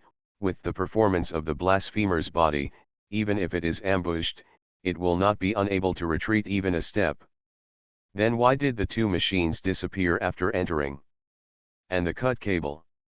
Layton suddenly paused mid-sentence, silent for a few seconds, and then said, "Could it be?" "It's teleportation." Kaylan continued what he said. "Behind a door is a teleportation channel. This can also explain why even light is swallowed up by this darkness." "Damn it, why is there a teleportation channel in a place like this?" Kaylan controlled Augustus and walked around the base of the core tower. "The 6 entrances are all the same, they are all damn transmission channel. Do you think the final destination of this transmission channel is in the tower or somewhere else?" 33 looked at the dark space behind the door and said in a deep voice. "There is another question," Yvonne said. "Do these 6 transmission channels lead to the same place, or several different places?" "Then what should we choose now?" The commander of the mobile unit looked at Kaylan. "In order to find the correct passage, maybe we should divide our troops into 6 groups." "No, we can't divide our troops," Kaylan categorically objected. "Spreading our troops at this time will only lead to being defeated individually. It's better to go all out." "What if there is a trap behind this door, at the end of this transmission channel? Suppose we are divided into 6 groups, and one of them bets right and comes in front of the Prophet, then what do you think is the difference between facing the Prophet with 1/6 of the current strength and falling into a trap?" Kaylan asked rhetorically. Everyone quickly reached a consensus, except for leaving a light armored vehicle and a propeller body at the door to meet the subsequent troops arriving here. Everyone else passed through the place where Valentina first passed through.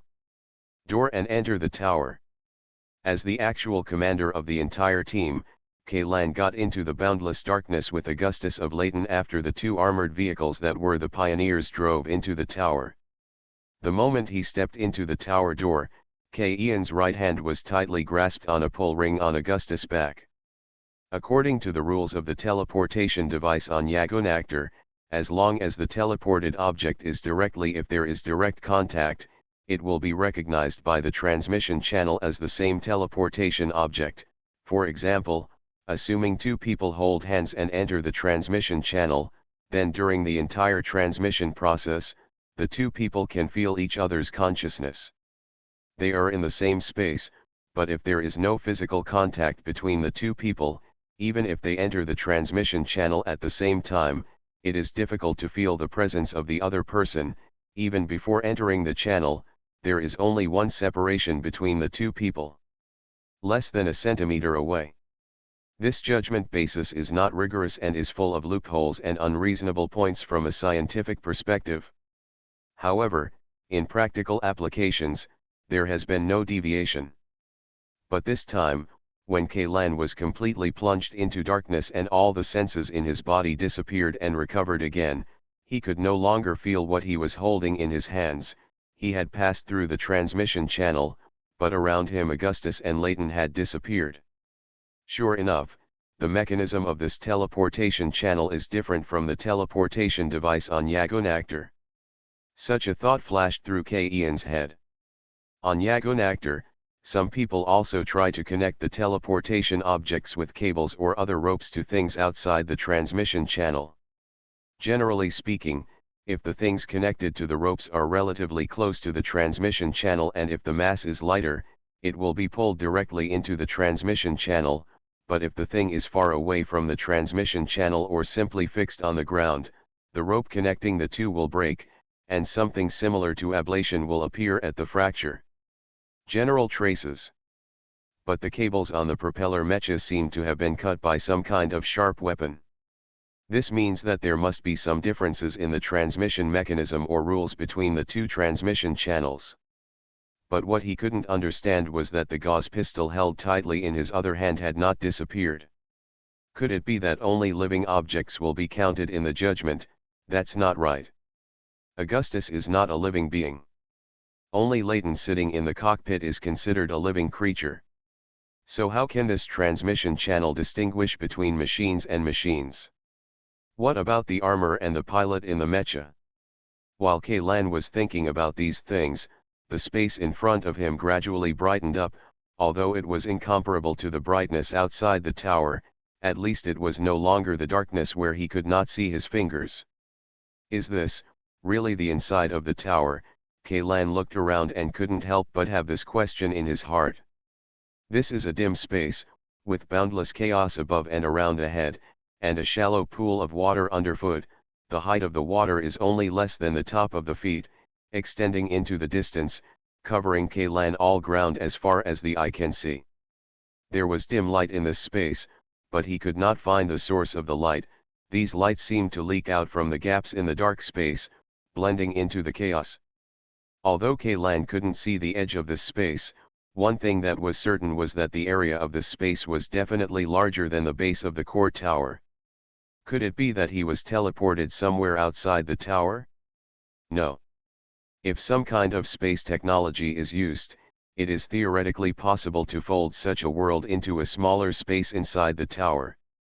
Kaylan could not yet come to a conclusion as to whether he was inside or outside the tower. It seems, everyone who entered the transmission channel should have been separated. Kaylan did not find any companions in his field of vision. Whether the troops are divided or not, it seems that it is meaningless at all. He bent down, picked up a handful of water, brought it to his nose and smelled it, then dipped his fingertips into a small drop and spread it on the tip of his tongue. After being transplanted with living armor, Ian's own toxin resistance was almost maxed out. Even if he drank a cup of highly corrosive aqua regia, the active armor could instantly infiltrate to protect his digestive tract and inflict damage on his body. Damaged tissue recovers quickly. This is also the reason why he dared to test poison. Is it really water? This result surprised him. The water on the ground is not only non-toxic, but also has no radiation. It doesn't even have the debris and odor that most water sources on Alpha Planet have. This is water, so clean. Purified water that couldn't be any cleaner. If it were placed on the Ark, it would be regarded as drinking water with the highest purification level. Kaylan straightened up and walked forward. In this space without any markers, when walking forward, you will have a confused feeling as if you are standing still. Fortunately, Kaylan realized this problem from the beginning and switched the smart bracelet on his wrist. Picked it off and placed it at the beginning. He turned his head and glanced at the bracelet behind him that was shining under the water. He had just taken a total of 50 steps, and the distance between himself and the bracelet was almost exactly 50 steps. In other words, this weird space, at least in terms of visual observation, does not deviate from the normal world outside. P.S. Thanks to the giraffe who loves reading for the 1,500 starting coins. Alien Relic Hunter author, and Chenmi-san. Chapter 670. There is air with sufficient oxygen content, normal gravity, and suitable temperature. There is no lethal radiation, and there is water so pure that it is almost drinkable. A good place like this, let alone in it, is within the ruins of Alpha civilization. Even if the scope is expanded to the entire Alpha planet, it is still very rare. In other words, it doesn't exist at all. There is no way there is such a water source on planet Alpha. The natural water source with the highest degree of purification that can be found in the wilderness can only meet the industrial grade 4 water standards. The purification standards of industrial water and drinking water are completely different concepts. Industrial water with a grade 4 purification level, judging from drinking water standards, it does not even reach the lowest first grade water threshold. In other words, which is easier for everyone to understand, even if you use this kind of water to wash a mop, you may find it dirty. Even the exiles who are crawling around in the wilderness will not drink directly from the natural water sources found in the wild under non-extreme circumstances. In any case, some necessary filtration and purification processes are absolutely indispensable. in the wilderness of antibiotics and electrolyte supplements, something as minor as diarrhea can be fatal. The water Kaylan is stepping on now is as clear as if it had just been released from the most advanced purification pump in the water purification plant. Could this water be the reserve drinking water of Alpha civilization? Although humans have not yet found the remains or body tissue samples of the Alphas, one thing is certain: they, like humans, are carbon-based organisms. One of the biggest things carbon-based organisms have in common is that they must have water to survive. But when Kaylan reached the 170th step, he suddenly realized that this world was most likely an illusory world that only existed in his imagination.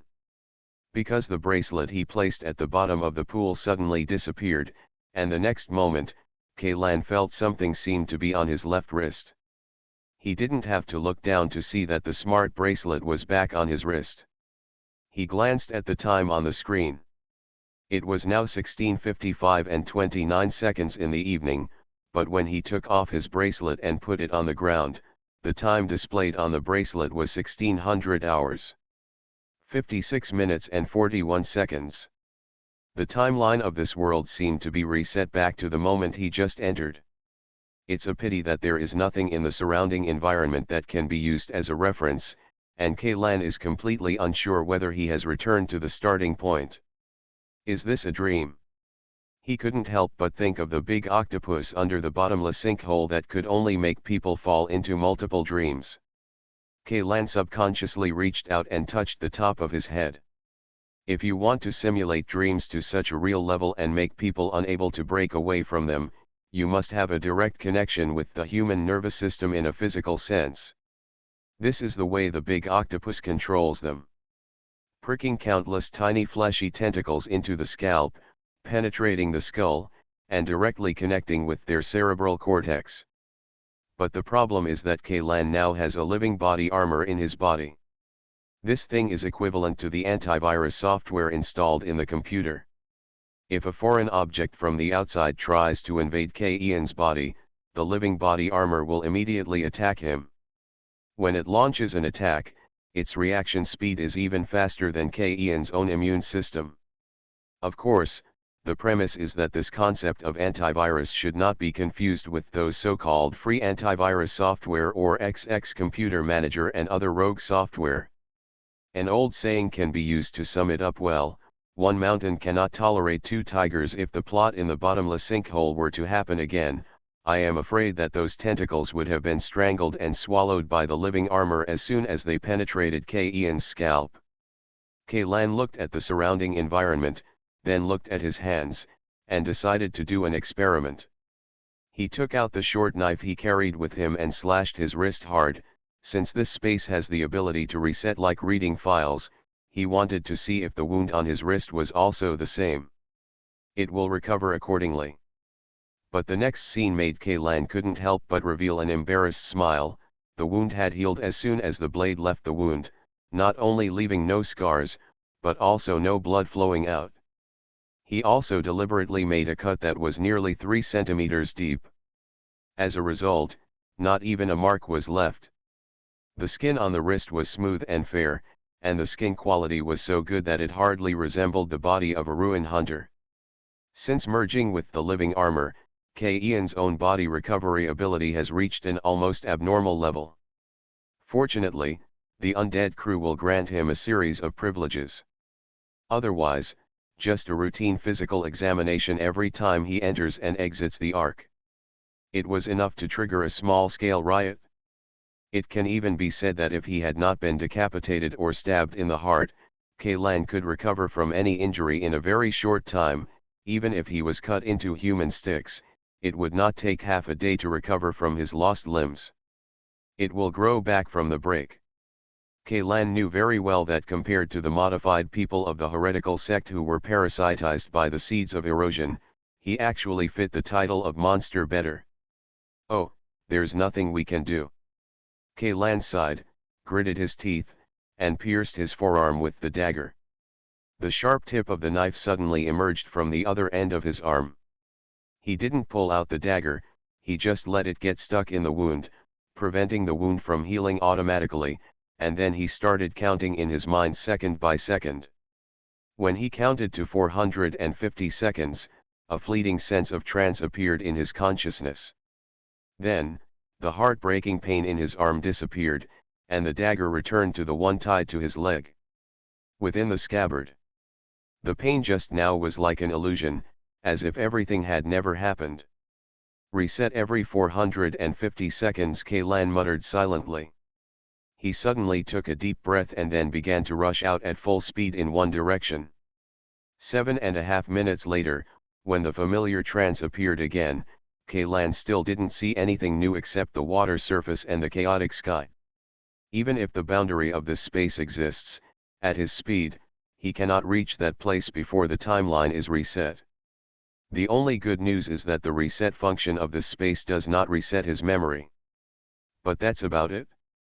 I think that other people who enter the tower should be trapped in a similar space like me, although in this space that resets every 7.5 minutes, the trapped people can obtain that many people dream of eternal life. But in such a chaotic space with nothing but water, the so-called eternal life is an extremely terrifying torture. You can't go anywhere, you can't do anything, the only thing you can do is wander on this water that will never reach the edge. Every 7.5 minutes, everything will be reset except your memory. It makes people feel creepy just thinking about it. The memory will not be reset, but has become the most inhumane setting in this cage. The only outcome for the people locked in this, besides death, is to go completely crazy. No matter how steadfast the mind is, people will gradually lose their minds in this near-eternal torture. Suicide may be a way to escape, but it also has to face two problems. One, after death, will the trapped person be resurrected with the timeline reset 7.5 minutes later? 2, if this space is an illusion created in human consciousness, then if you die in the illusion, will the body outside the illusion also die? It cannot be ruled out that death may be the only means to break the situation, but Kaylan will not choose death without trying all means. We can only try one thing at a time. Kaylan silently counted the countdown in his mind. When it reached the 448th second, he decisively pierced his wrist with the dagger again, and then activated time stop at the 449th second. All the surrounding scene suddenly froze, and even the light escaping from the chaotic sky was pulled into mist like halos. Kaylan muttered silently in his heart, 1 second, 2 seconds, 3 seconds. The trance did not appear, the wound on the arm did not heal, and the dagger inserted in the wound did not return to the scabbard. But the next second after Kaylan ended his pause state, a trance so subtle that ordinary people couldn't detect it happened as promised. The wound healed, the dagger was sheathed, and everything returned to its original point. If you don't count the few seconds in the time stop state, it is exactly 450 seconds. The time stop ability cannot interfere with the rules of this world, although from my own perspective it can indeed delay the arrival of the reset node. At normal flow rates, it is still every 450 seconds. Reset once. Plan A is on hold for the time being, and Plan B will be implemented first. Above Ian's head was a starless and chaotic sky, surrounded by unknown boundaries that could never be touched. The only thing he could touch was the bottom of the pool where his feet were firmly on the ground. If the clues to break the situation are hidden in this space, the priority of ground exploration is obviously in the first echelon. With a thought, the living armor immediately covered Ian's right hand. Let me think about it, the general structure of that thing should be. Gradually, the living armor formed a cylindrical instrument at the front of Ian's arm. As the details of this instrument were gradually improved, the front parts began to rotate, and hundreds of cutter wheels were on the cutter head. Emitting a neat and dense whistling sound, he actually simulated a mini shield boring machine based on the image in his memory. A shield machine is a large instrument used to dig tunnels. The drill bit mounted on the Super Gopher previously equipped by the Gopher team is an engineering machine designed by combining the characteristics of a drilling drill bit and a shield machine. However, when this mini shield machine was taking shape, the 7.5 minutes of reset time were about to come. Kaylan simply took his living armor back into his body and waited silently for the reset to come. When he restored the mini-shield machine for the second time, the time it took was directly compressed to 5 seconds. When the hundreds of cutter wheels were spinning, he did not hesitate to verticalize the cutter head of the shield machine. Fell on the bottom of the pool. Suddenly, water splashed everywhere. The bottom of this pool is a black glassy mineral similar to obsidian. The hardness is not very high. Along with a large amount of debris spit out from the tail of the shield machine, the front end of the shield machine has drilled nearly half of the ground in the blink of an eye. Meters depth. At this rate, Kaylan can dig down to a depth of at least nearly 100 meters before the next reset. The surrounding water is constantly poured into this shaft. Although it has a certain impact on Kaylan's excavation work, it at least solves the problem for Kaylan that the shield machine needs fluid as a medium when discharging debris. The slurry mixture piled up more and more, gradually covering Kaylan's head. Kaylan simply used the remaining living armor to prop up a solid protective cover, completely wrapping himself in it. He was not worried about digging. If it is too deep, it will be buried alive by these mixtures. Anyway, as long as 7.5 minutes are up, everything will be reset back to the original point. Just as Kaylan expected, not long after, he returned to the pool from nearly 100 meters deep underground, and the deep shaft had completely disappeared. Naturally, there was no gain in this attempt. Kaylan let out a long sigh of frustration, and rubbed his cheek vigorously, but at this moment, a white light suddenly lit up right in front of him. This sudden change immediately refreshed Kaylan's spirits, but he did not relax his vigilance because of this. The living armor was summoned instantly, condensing into a giant shield with an observation window and a spear more than 2 meters long. Through the observation window on the shield, Kaylan found that the light source was about 50 meters directly in front. He took a deep breath, and like a heavy infantryman from the Roman era in the Old Era, he held the giant shield and leaned closer step by step. Past. In the white light, there are one after another bright yellow metal bars.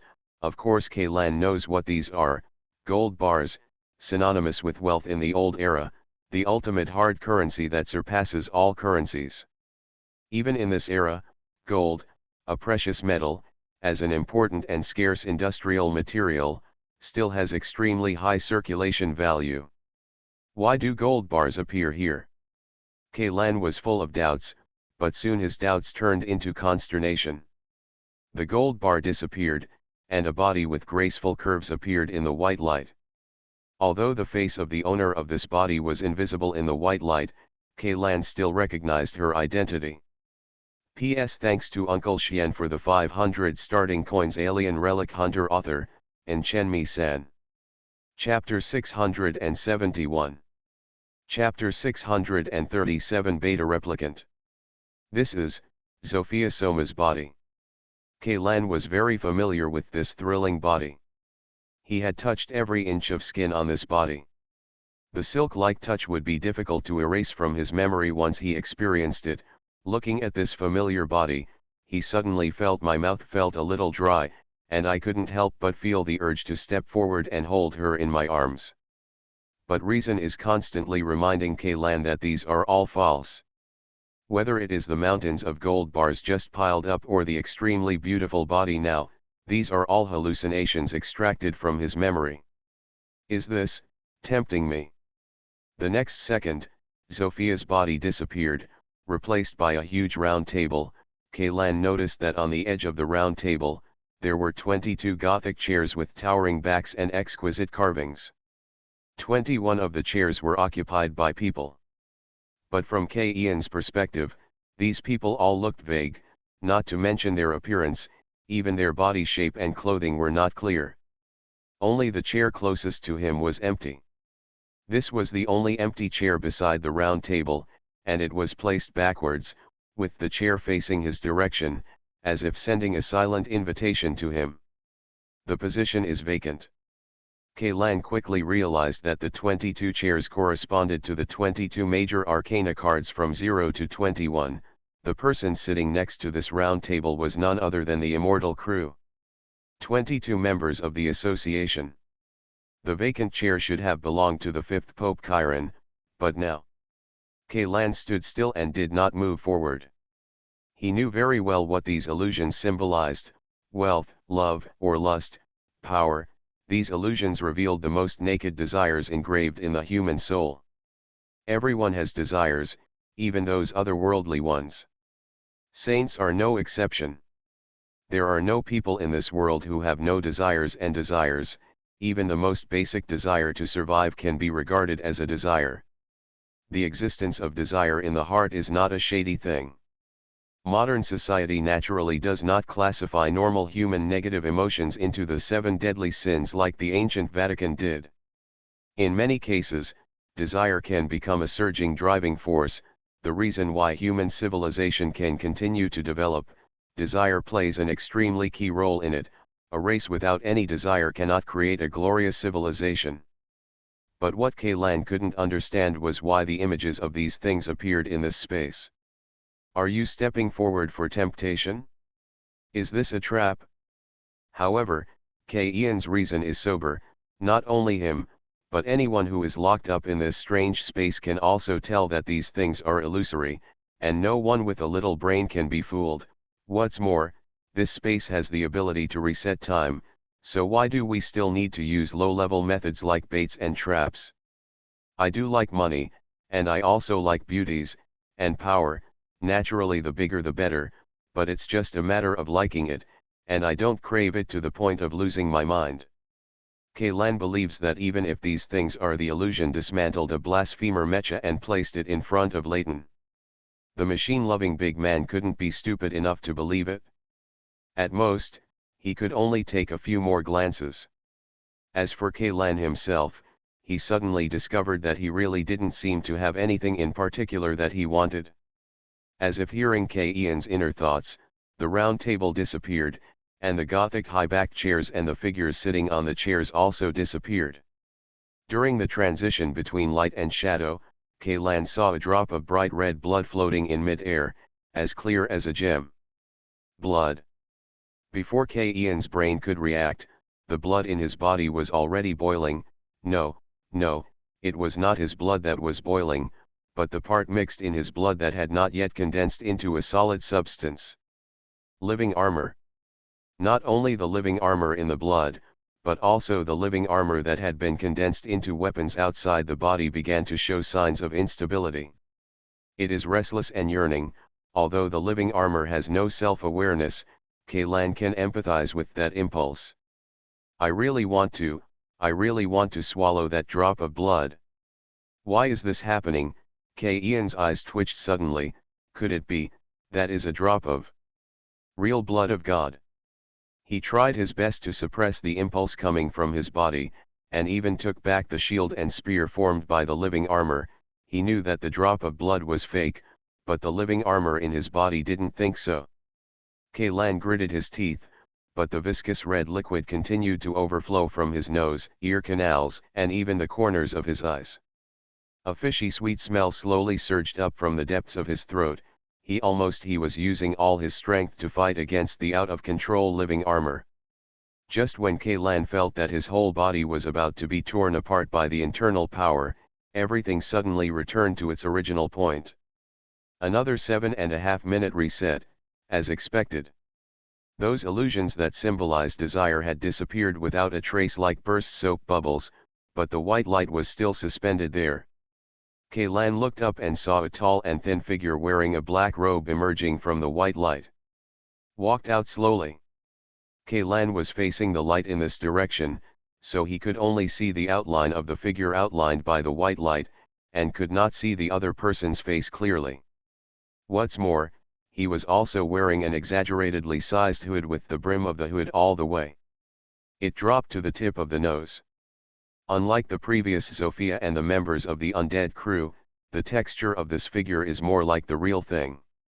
The most important thing is that when he stands in front of the white light, his body blocks most of the light source. And the previous illusions were all integrated with the white light. Ian's breathing suddenly quickened. Even though the figure in black robes had not yet spoken or shown his face, Kaylan had vaguely guessed his identity. "You are indeed in this tower," Kaylan said solemnly. "You mean, your true body?" Ba Bang Bang, the tall and thin figure in black robe, suddenly clapped his hands. "To be honest, this raid by the Undead Crew Association really exceeded my expectations. It's just a pity that you are still too slow." Step. So, the entire ancient Bronze City ruins are actually a trap. Through the hijacking incident, you deliberately exposed this stronghold to Arcsight and used your true body as bait. Could it be that you were just trying to trap and kill these dozen people, soldiers from Wan's field force? Kaylan asked. "What is my purpose? You will know soon." The prophet shook his head. "But now, taking advantage of this rare opportunity, I have a few words to talk to you." "Talk to me." Kaylan suddenly felt wary. "You still want to persuade me to join you, right?" "That's right, you and I are essentially the same kind of people." The prophet took 2 steps forward and stretched his arms to both sides. "We are all lucky and great evolvers, but those who hide behind those in the shadows only see us as guinea pigs in a laboratory experiment." He paused and continued, "You should also know how the mice that survived the experiment are treated in the laboratory, right? Even if there are lucky ones who survive in the end, they will be fully injected at the end of the experiment. Amount of cyanide. I just don't want to be called a heretic after being drained of value and sent to the incinerator. Don't you think it's funny? The practices of the Crew Association are different from those of the ignorant and greedy people in the Middle Ages. What difference does it make to the Holy See? Based on what you and your men have done, I don't think the name heretic sect is an injustice to you," Kaylan retorted with contempt. "What did I do? I just gave them strength. You should know that if you want to survive in the wilderness of this planet, strength is the most important thing, right? Ask those who have died due to hunger, disease, or serious injury. As for the dying exiles, will they choose to be crushed into dust like ants, or will they give everything they have in exchange for more powerful power? The so-called human nature is just the fragility of human civilization. It's nothing more than a fig leaf. The thinking of most people has actually always stayed on that damn earth, but the only way to survive in this vast universe is to become stronger. So, you implant the larvae of monsters into the bodies of living people and let them become your weapons. Don't think that I am so easy to deceive. Why are the exiles who are dying of hunger and disease, the kind of weak people? Simply you cannot be a container for the seeds of erosion. You are not saving people, so don't make your behavior so noble," Kaylan retorted. "I have never said that I am saving people. I just want to become a better creature. I need to conduct a lot of experiments to get closer to the goal called perfect little by little. But I will not look at them be guinea pigs in a laboratory, but think of them as martyrs, martyrs who died for the truth. It seems that after being a so-called prophet for so many years, you have practiced your eloquence well, but I don't want to quarrel with you at all," Kaylan said. "To me, you are an enemy, and this will never change. If I hadn't been lucky, I would have been killed several times by you, right? I am a very vengeful person." "Then are you willing to be a pawn of the undead crew? At least they don't want my life now. Have you ever thought about it? When they handed the living armor to you, no one knew whether you could successfully fuse with it. They were completely experimenting on you. If they failed, you should be able to guess the result." The prophet suddenly sneered. "You don't really think they are helping you, do you? But if it's a comparison between bad and bad, I would rather stand on the side of the Ark," Kaylan said. "At least, the undead crew will not let the residents on the Ark eat people." "It seems that you still don't know your life experience, poor guy," the prophet said word by word. "From the moment you were born, the experimental subject with you as the core has already started to operate. Everything I experienced was arranged by the script." "Where's the evidence?" Kaylan stared at the other party's figure closely. Although he held a dismissive view of every word spoken by the prophet, he still had to admit that the other party's statement was exactly in line with a guess in his heart coincided with that. "My life, maybe it is really controlled, Otherwise, it would be impossible for so many coincidences to come together, and there would be no reasonable explanation for many things. Not only you, but most of the people on the Ark, their scripts are also carefully arranged by the crew, except for a little improvisation by the actors. Everyone is led by threads, the puppets. For these poor puppets, when they are born, they can already see the day of their death. Speak humanly, Kaylan said expressionlessly. I don't like dealing with the Riddler. Do you know why the population on the Ark has always remained at 50 million? So many people die every year, and the population that is consumed is far greater than the new population, but there has never been a population on the Ark. Is it a crisis? Even if babies born in public breeding centers can make up for part of the gap, have you really carefully calculated the gap between the number of deaths and the number of newborns every year? If you don't talk about others, let's talk about you. The prophet changed the subject. Kaylan, do you still remember what you experienced when you were a child? Do you still remember those classmates who went to compulsory education institutions with you? Have you tried entering the names in your memory into the archives of the Security Bureau? Are the people you found based on their names really the people you remember? Have you ever noticed that many of your memories before you were 16 are very vague, and there are some details that you just can't recall no matter how hard you think about them? Have you ever doubted whether your memories are true or false? Do you know something called a beta replicant? Their embryos only need 20 days to develop into the state of a human being at 16 years old. Memory, emotions, and life skills can all be implanted into the brain through external devices. In just 1 month, a young man who has just graduated from a compulsory education institution can integrate into human society. Like any legal citizen of Ark, there will be no loopholes in his identity. The only flaw is that most of them don't live past 40. After all, there is a fatal flaw in the replicator's mitochondria, a problem that the crew members have not yet solved. But it doesn't matter. Anyway, these people are born as consumables. When a clone is 40 years old, the cost of cultivation has already been recovered. You are listening to Novels at Bless Up channel. Wish you happiness and luck. Please subscribe to receive new novels. How do you feel about this novel? Please like and leave a comment. Alien Relic Hunter. Author, Chen-Mi-san. Chapter 672. You are talking to me so much just because you want to prove that the residents on the Ark are all beta-type clones. Kaylan didn't show any surprise on his face. Then how do you explain it? Now what about those over 40 years old who lived on the Ark? Not everyone is a clone that has been cloned in batches, the prophet said. The clones are just a means to fill the gap in the population.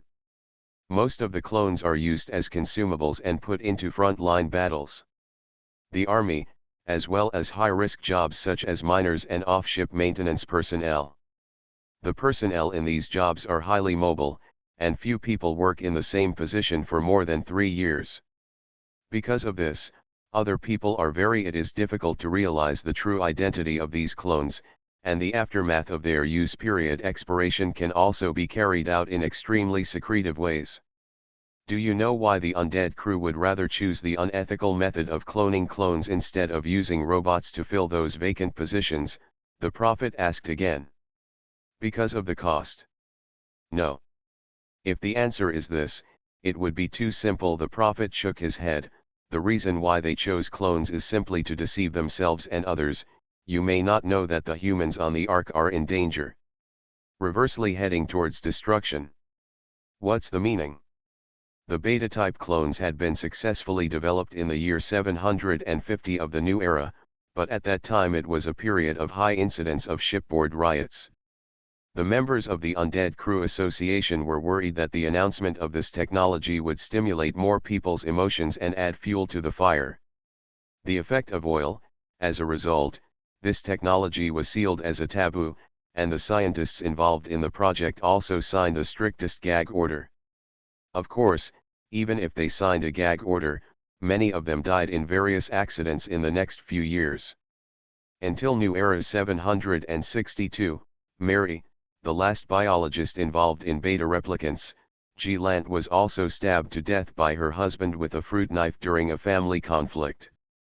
After her death, the only people who knew about this project were the members of the undead crew. "Did you come here just to tell me these stories?" Lan couldn't help but ask. He always felt that the other party was trying to delay time, but he couldn't do anything about the other party. "I'm just telling you a story while stalling for time," the prophet said. "This space can only limit you for a while, but for me, this time is enough. Let's go back to the original topic. For more than 100 years after Marie Guérin's death, this technology went silent like the countless abandoned cases in the Institute. Until New Era 840, ARC detected where Alpha is located." The prophet paused for a moment, then continued, "In the year 875 of the New Era, amidst all the expectations, the ARC finally arrived in the Alpha Star solar system. The following year, it entered the Alpha Star low Earth orbit. In the same year, ARC sent an advance team to explore Alpha Star. In New Era 880, ARC's top management decided to land ARC on Alpha Star. After 20 years of preliminary preparations, ARC successfully broke through in January 900 of New Era. The atmosphere has landed on the equator of Alpha Star. These things you mentioned are all test points for the compulsory history courses in compulsory education, and anyone on the street can recite them by heart," Lan said. "Then you should also know that in the first few years after ARC landed on Alpha Planet, the Field Corps, no, it probably wasn't called this name at that time, suffered unbearable losses, and it was precisely because of the number of casualties allowed the Body Modification Bill, which had been resisted, to be passed. What do you want to say in the end? Along with the Human Body Modification Bill, there was also a proposal to restart the beta clone program. However, this proposal was not proposed in the joint parliament, but was voted on within the Undead Crew Association," the prophet said eloquently. "How do you know these things? To be honest, I doubt the authenticity of every word you say. It doesn't matter how I know these things, and it doesn't matter whether you believe what I say, you just need to listen to me go on. In the beginning, beta clones were only used to fill the number of cannon fodder troops. Gap, in 903 of the New Era, a total of less than 100,000 beta-type clones were created, accounting for only 0.2% of the entire ARC population. But in 910, this proportion had increased at 7%, then do you know what proportion of the current 50 million people in ARC are beta-type replicants? How many? 30%, the prophet shrugged. 15 million of the residents on the ARC are clones who have been secretly cloned. They can only live to be about 40 years old and will die of various causes. A disease caused by the collapse of mitochondria. Of course, these data will not be officially released to the public. The activity of these clone cells is very low. Even if they are combined with normal humans, it will be difficult to give birth to the next generation. You should also notice that in recent years, there have been more and more specialized hospitals and clinics treating infertility, right? But even with the current medical level of mankind, the only way to solve this disease is gene editing surgery, or simply borrow someone else's promoted cells to make a test tube baby.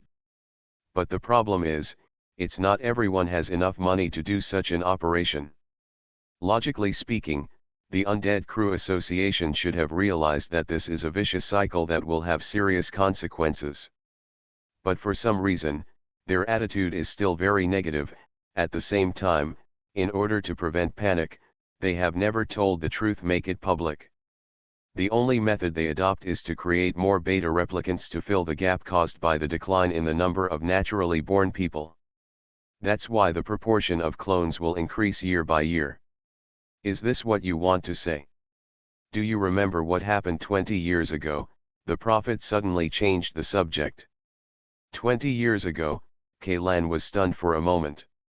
If he had to say what big thing happened 20 years ago, then it would only be that thing. The recent mimetic crisis was the second ship-wide blockade order in ARC's history, and the first time occurred 20 years ago. That year, an indigenous creature called the iron flying insect broke through the fleet's defense line and rushed directly into the Ark through several airports that had not had time to close, even though the upper levels of the Ark promptly executed the order to block the entire ship.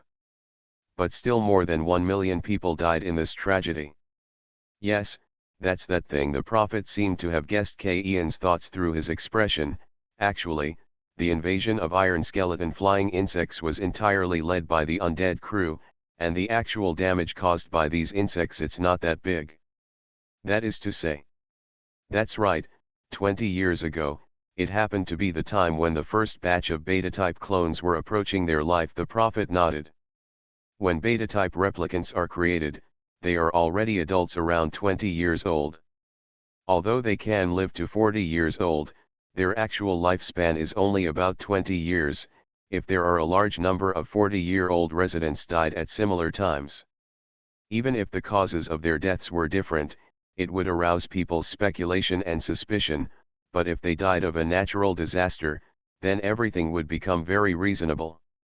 Now do you know why the undead crew is so eager to start a war? The prophet let out a strange chuckle. After all, the second 20 years is coming soon. The second 20 years will be the expiration date for the second batch of beta-type clones. No one knows how much new technology the undead crew will invest in restoring production after the invasion of iron skeleton flying insects. Of replicants, but the dying days of replicants invested in large quantities at one time are basically the same. If what the prophet said is true, Kaylan doesn't dare to think about it anymore. Even so, are you still unwilling to join me? The prophet spread his hands towards Kaylan, or to put it in a more appropriate word, abandon the darkness and turn to the light. What do you think? How do you want me to believe your one-sided story? Isn't it true that what the immortal crew said to you is just one-sided? Even if what you say is true, I will not join a heretical section. This does not count as turning from darkness to light. If you don't know how to use the idiom, don't use it randomly. I still have a lot of things I haven't told you, not only the Ark, but also this Alpha Star and the lost Alpha civilization. There are many secrets hidden. If you know these secrets, I believe you will change your mind. The prophet said calmly. Then you might as well tell me these secrets. You can tell me and I can listen. Whether I believe it or not, and whether I will change my mind, is another matter. Then I'm afraid you won't be able to fulfill your wish. This space will disappear soon, and my ceremony will come to an end. The prophet's figure took a step back and disappeared into the white light. What ceremony? You should explain it clearly. Vaguely, Kaylan seemed to hear what the other party was saying, but before he could hear clearly, the surrounding environment began to change. The thin layer of water on the ground suddenly gathered from all directions, and in just a few seconds a huge waterspout was generated inside. Kaylan was right in the center of the waterspout. Looking at the water curtain that was getting closer and closer to him, he could only try to turn the living armor into an anchor and drive it into the ground, but the next second, the ground also disappeared. Kaylan, who lost his point of focus, was instantly swept up into the air by the waterspout. Kaylan couldn't help but cursed in his heart. He simply imitated the previous person's transformation and turned the living armor into an egg-shaped shell to cover his whole body. He didn't know how long he had been sloshing in the rushing water. When he realized that everything had stopped, his location had changed from the mysterious reset space to the platform at the top of the court tower. But at this moment, the area of this platform has expanded dozens of times, almost the same size as the core control area below. In addition to Kaylan, Asano, Akira, Layton, and others, as well as the mobile troop soldiers who entered the tower, also appeared on this platform. In the center of the platform, a prophet wearing a black robe stood on a copper pillar about 2 meters high. Almost endless viscous blood gushes out from the slot at the bottom of the copper pillar and spreads on the platform. Come. The goal has been achieved. The prophet glanced at Kaylan and said, I have to thank the crew for providing me with so many sacrifices. Otherwise, I really wouldn't be able to fill up this ruins in a short time. Appetite. What on earth are you going to do? Kaylan asked the prophet loudly. You will see it with your own eyes soon. After saying that, the prophet slowly raised his arms and recited obscure prayers in Alpha language. No. Kaylan knew that his eyelids were beating wildly, and a strange feeling of fear suddenly occupied his whole heart. His ritual must be interrupted, he shouted to the others, even if it triggers a time and space storm. Otherwise, by the time the ceremony is completed, it will be too late. What ceremony? What on earth is this guy doing? Layton asked. Don't ask this now. Just kill him. Kaylan ignored the explanation and directly condensed the living armor into a drill bit more than 3 meters long that rotated at high speed, and rushed towards the prophet. Bang! A loud bang exploded on the platform, and Kaylan flew backwards. Around the prophet, a circle of energy arc appeared that was as solid as substance. It's a reactive energy shield, Layton exclaimed. Reactive energy shields are also a creation of Alpha civilization, but due to the particularity of the generation mechanism, this type of energy shield is difficult to miniaturize, and it is even difficult to mount it on a battleship. This type of energy shield is basically used in defense projects of large ruins. Up to now, ARC has discovered no more than 10 reactive energy shield generators. The biggest difference between this type of energy shield and ordinary energy shields is that it has the ability to fight back. Any external attack will trigger a powerful one-way explosion. It is very similar to the reactive armor invented by humans. It is precisely for this reason that it will be named Reactive Energy Shield. If Kaylan hadn't instantly protected his whole body when he caused the explosion, his body would have been torn apart by the shockwave generated by the explosion. Even a light armored vehicle that was slightly closer was overturned to the ground by the aftermath. Alien Relic Hunter. Author, Enchenmi San. Chapter 673. Chapter 639 The Secret God of War Alexander. We can't break this shield at all. Layton said with a hint of despair, this shield is the same as the shield of the human being transformed below. The energy supply comes from the ruins themselves, with our firepower, absolutely. I don't believe it. We've already reached this place. No matter whether it can be broken or not, we have to try it, a pilot of the pusher mecha shouted excitedly. Before anyone else could say anything, he suddenly lifted the button. The restriction valve of the machine's power furnace rushed at full speed towards the prophet located in the center of the platform, who was guiding the ritual. The propeller simply threw away the shotgun in its hand, and sharp steel claws protruded from the ends of the 10 fingers of its 2 mechanical arms, tearing open the armor on its abdomen and exposing the core module of the power furnace. This is the hidden ultimate move of the propeller series of machines, and it is also the most powerful attack of this machine. It concentrates the energy released by the over-limit power furnace into one point and explodes. Its destructive power is even greater than that of direct self-destruction. Even more terrifying. But this hidden trick cannot be used by everyone. First of all, after the power furnace limiting valve is released, the power of the power furnace must be manually controlled by the pilot. The power is too low and the energy cannot be reached. The threshold of explosion, if the power is too high, it is very likely to blow up the entire power furnace directly. A pilot who can achieve precise control can already be regarded as an ace level in terms of technology alone. Secondly, no matter whether this hidden ultimate skill is successfully unleashed or whether it hits the target, the machine that has used this skill will immediately lose its combat capability. Even if the power furnace is not blown up on the spot, scrapping is already a definite outcome. There is almost no difference between using this ultimate move on the battlefield and dying together. Moreover, since using this ability requires removing the protective armor of the power furnace, the airtightness of the safety cabin will be destroyed, and the pilot sitting directly above the power furnace will inevitably be affected by an ultra-high dose of radiation during the energy burst. As for the actual survival rate of pilots who have used this hidden ultimate move, Probably only the person in charge of the frontline field hospital knows. Don't. As soon as Layton finished speaking, the propeller hit the reactive shield directly. It must be said that the pilot's timing was very accurate, and it detonated just before the body and the shield collided.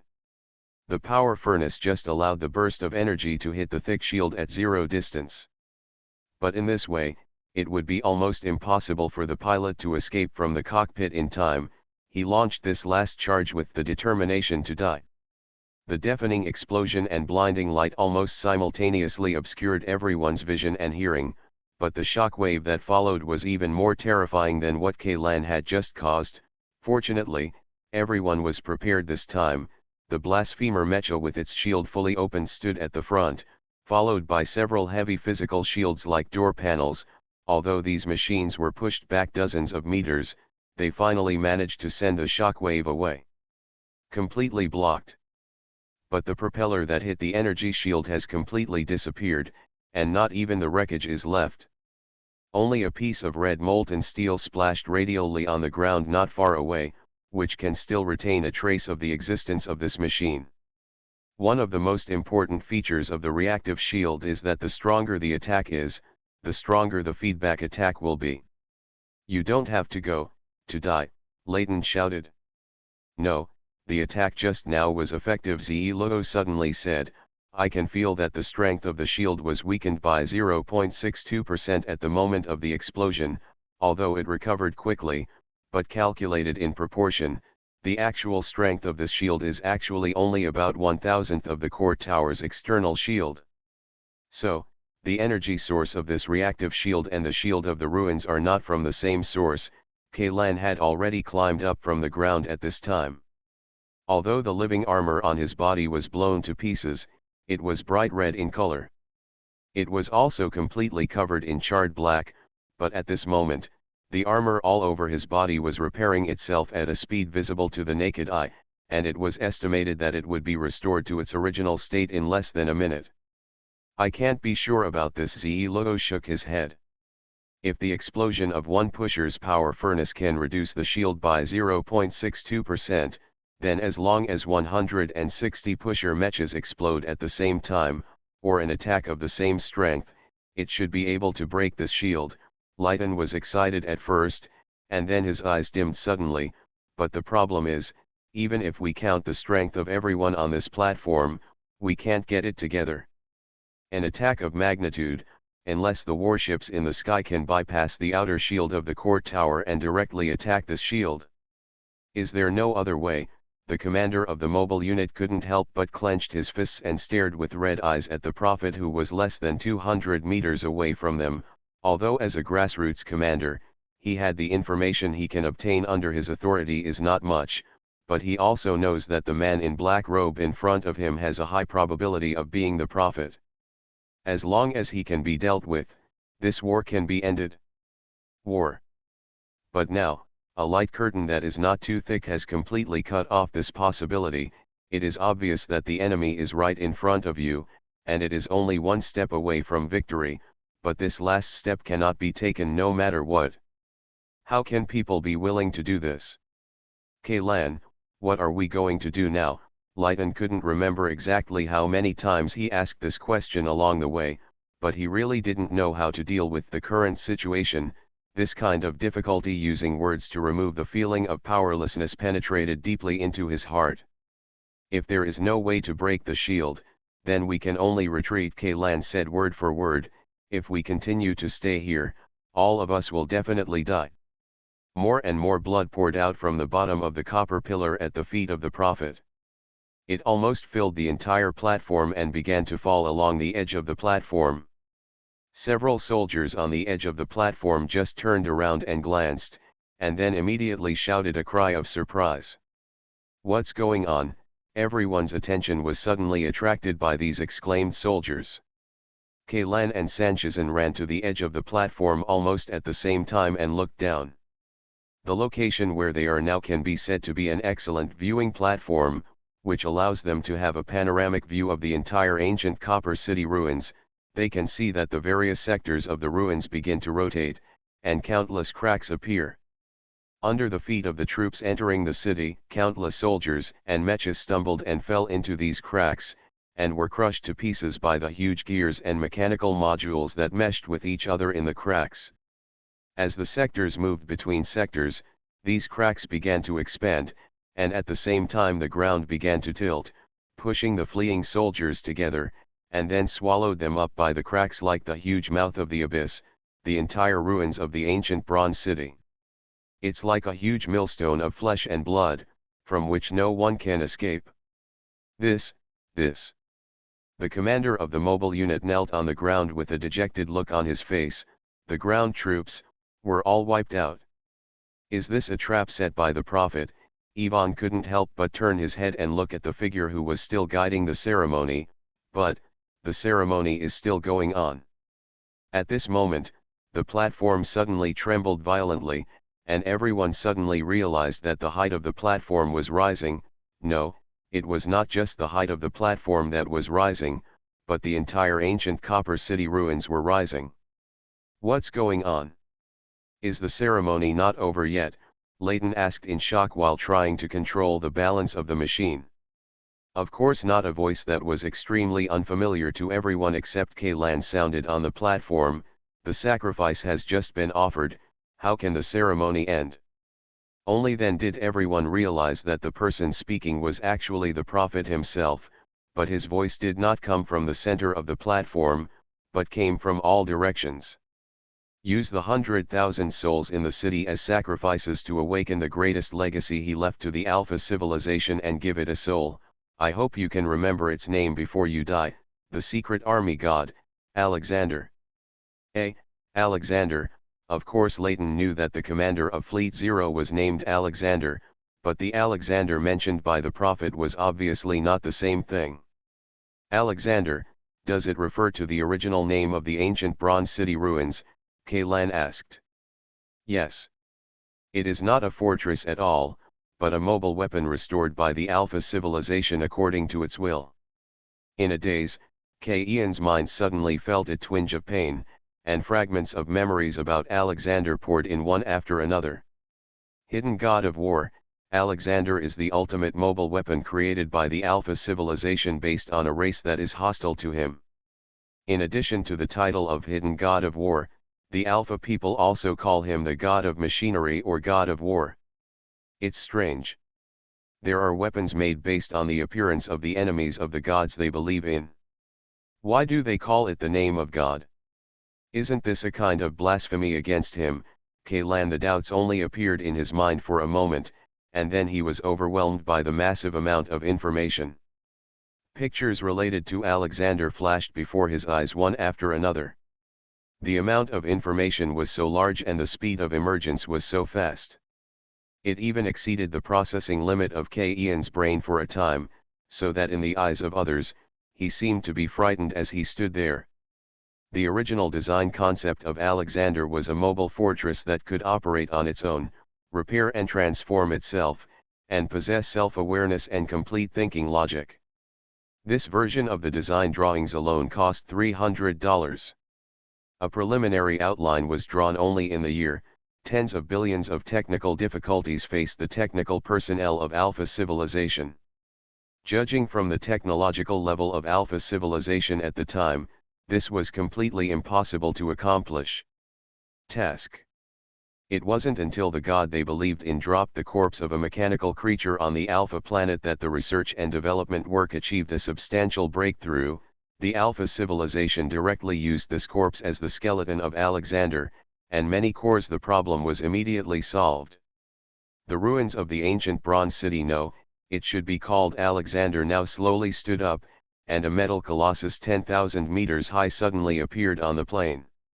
Its trunk is a cone-shaped fortress made up of countless buildings. It is broken down into countless pieces of floors and walls to form heavy armor. Hundreds of towers are connected to each other by covered bridges in mid-air. Rows upon rows of thick columns arranged on its neck. As for its head, it is a core tower surrounded by numerous towers and buildings like stars. In addition to the torso, Alexander also has two towering mechanical giant arms that are like mountains supporting the ground. On these two mechanical giant arms, countless gears stained with thick blood and hung with broken corpses are turning. These the smallest gear is the size of a human hand, and the largest diameter exceeds the length of the Yao-class aircraft carrier battleship. But whether it is the largest gear or the smallest gear, they all fit together perfectly to drive this machine. It seems like a mechanical weapon that only appears in legends and stories. Looking at such a number of gears, the first thing that came to Ian's mind was the difference engine, which symbolizes steampunk culture, but compared with what is in front of him, the difference engine can only be regarded as Enlightenment-level mechanical. The fleet in the air is constantly pouring ammunition and energy into the Alexander. It is no exaggeration to say that this level of firepower, let alone leveling a fortress, is even possible to sink the Ark, but bombarding the Alexander body, but even its shield couldn't be broken. An aircraft carrier battleship seemed to want to replicate the operation of the Kylin when it hit Leviathan. Suddenly, it rushed towards Alexander's torso with its full rudder. But before the aircraft carrier battleship could touch Alexander's energy shield, a burst of energy came from it. The beam of light shot from Alexander's chest split the aircraft carrier battleship in half. P.S. The prototype of the secret army god Alexander that appears in the plot comes from the mechanical behemoth summoned by Lucy Suzaku in the PSP game Final Fantasy Zero. The summoning ceremony directly drained the protagonist, including the commander of Class Zero, Muyu. The magic and vitality of thousands of people. Setsuna, the leader of the ceremony, also turned into crystal after the ceremony. In this game, the military god Alexander only launched one attack and then disintegrated. However, this attack directly razed the White Tiger's border fortress, killing more than 180,000 White Tiger soldiers, and directly reversed the entire situation of the war. Mechagod Alexander also appeared in other Final Fantasy series, but the appearance that impressed me the most was in Type-0. There should be many CG videos of this clip online. You can search for it by yourself. PPS. Thanks to Pippi Sing and Super LE for the 500 starting coins, thanks to Chubby Little National Treasure and Mr. Jong Zero for the 100 starting coins.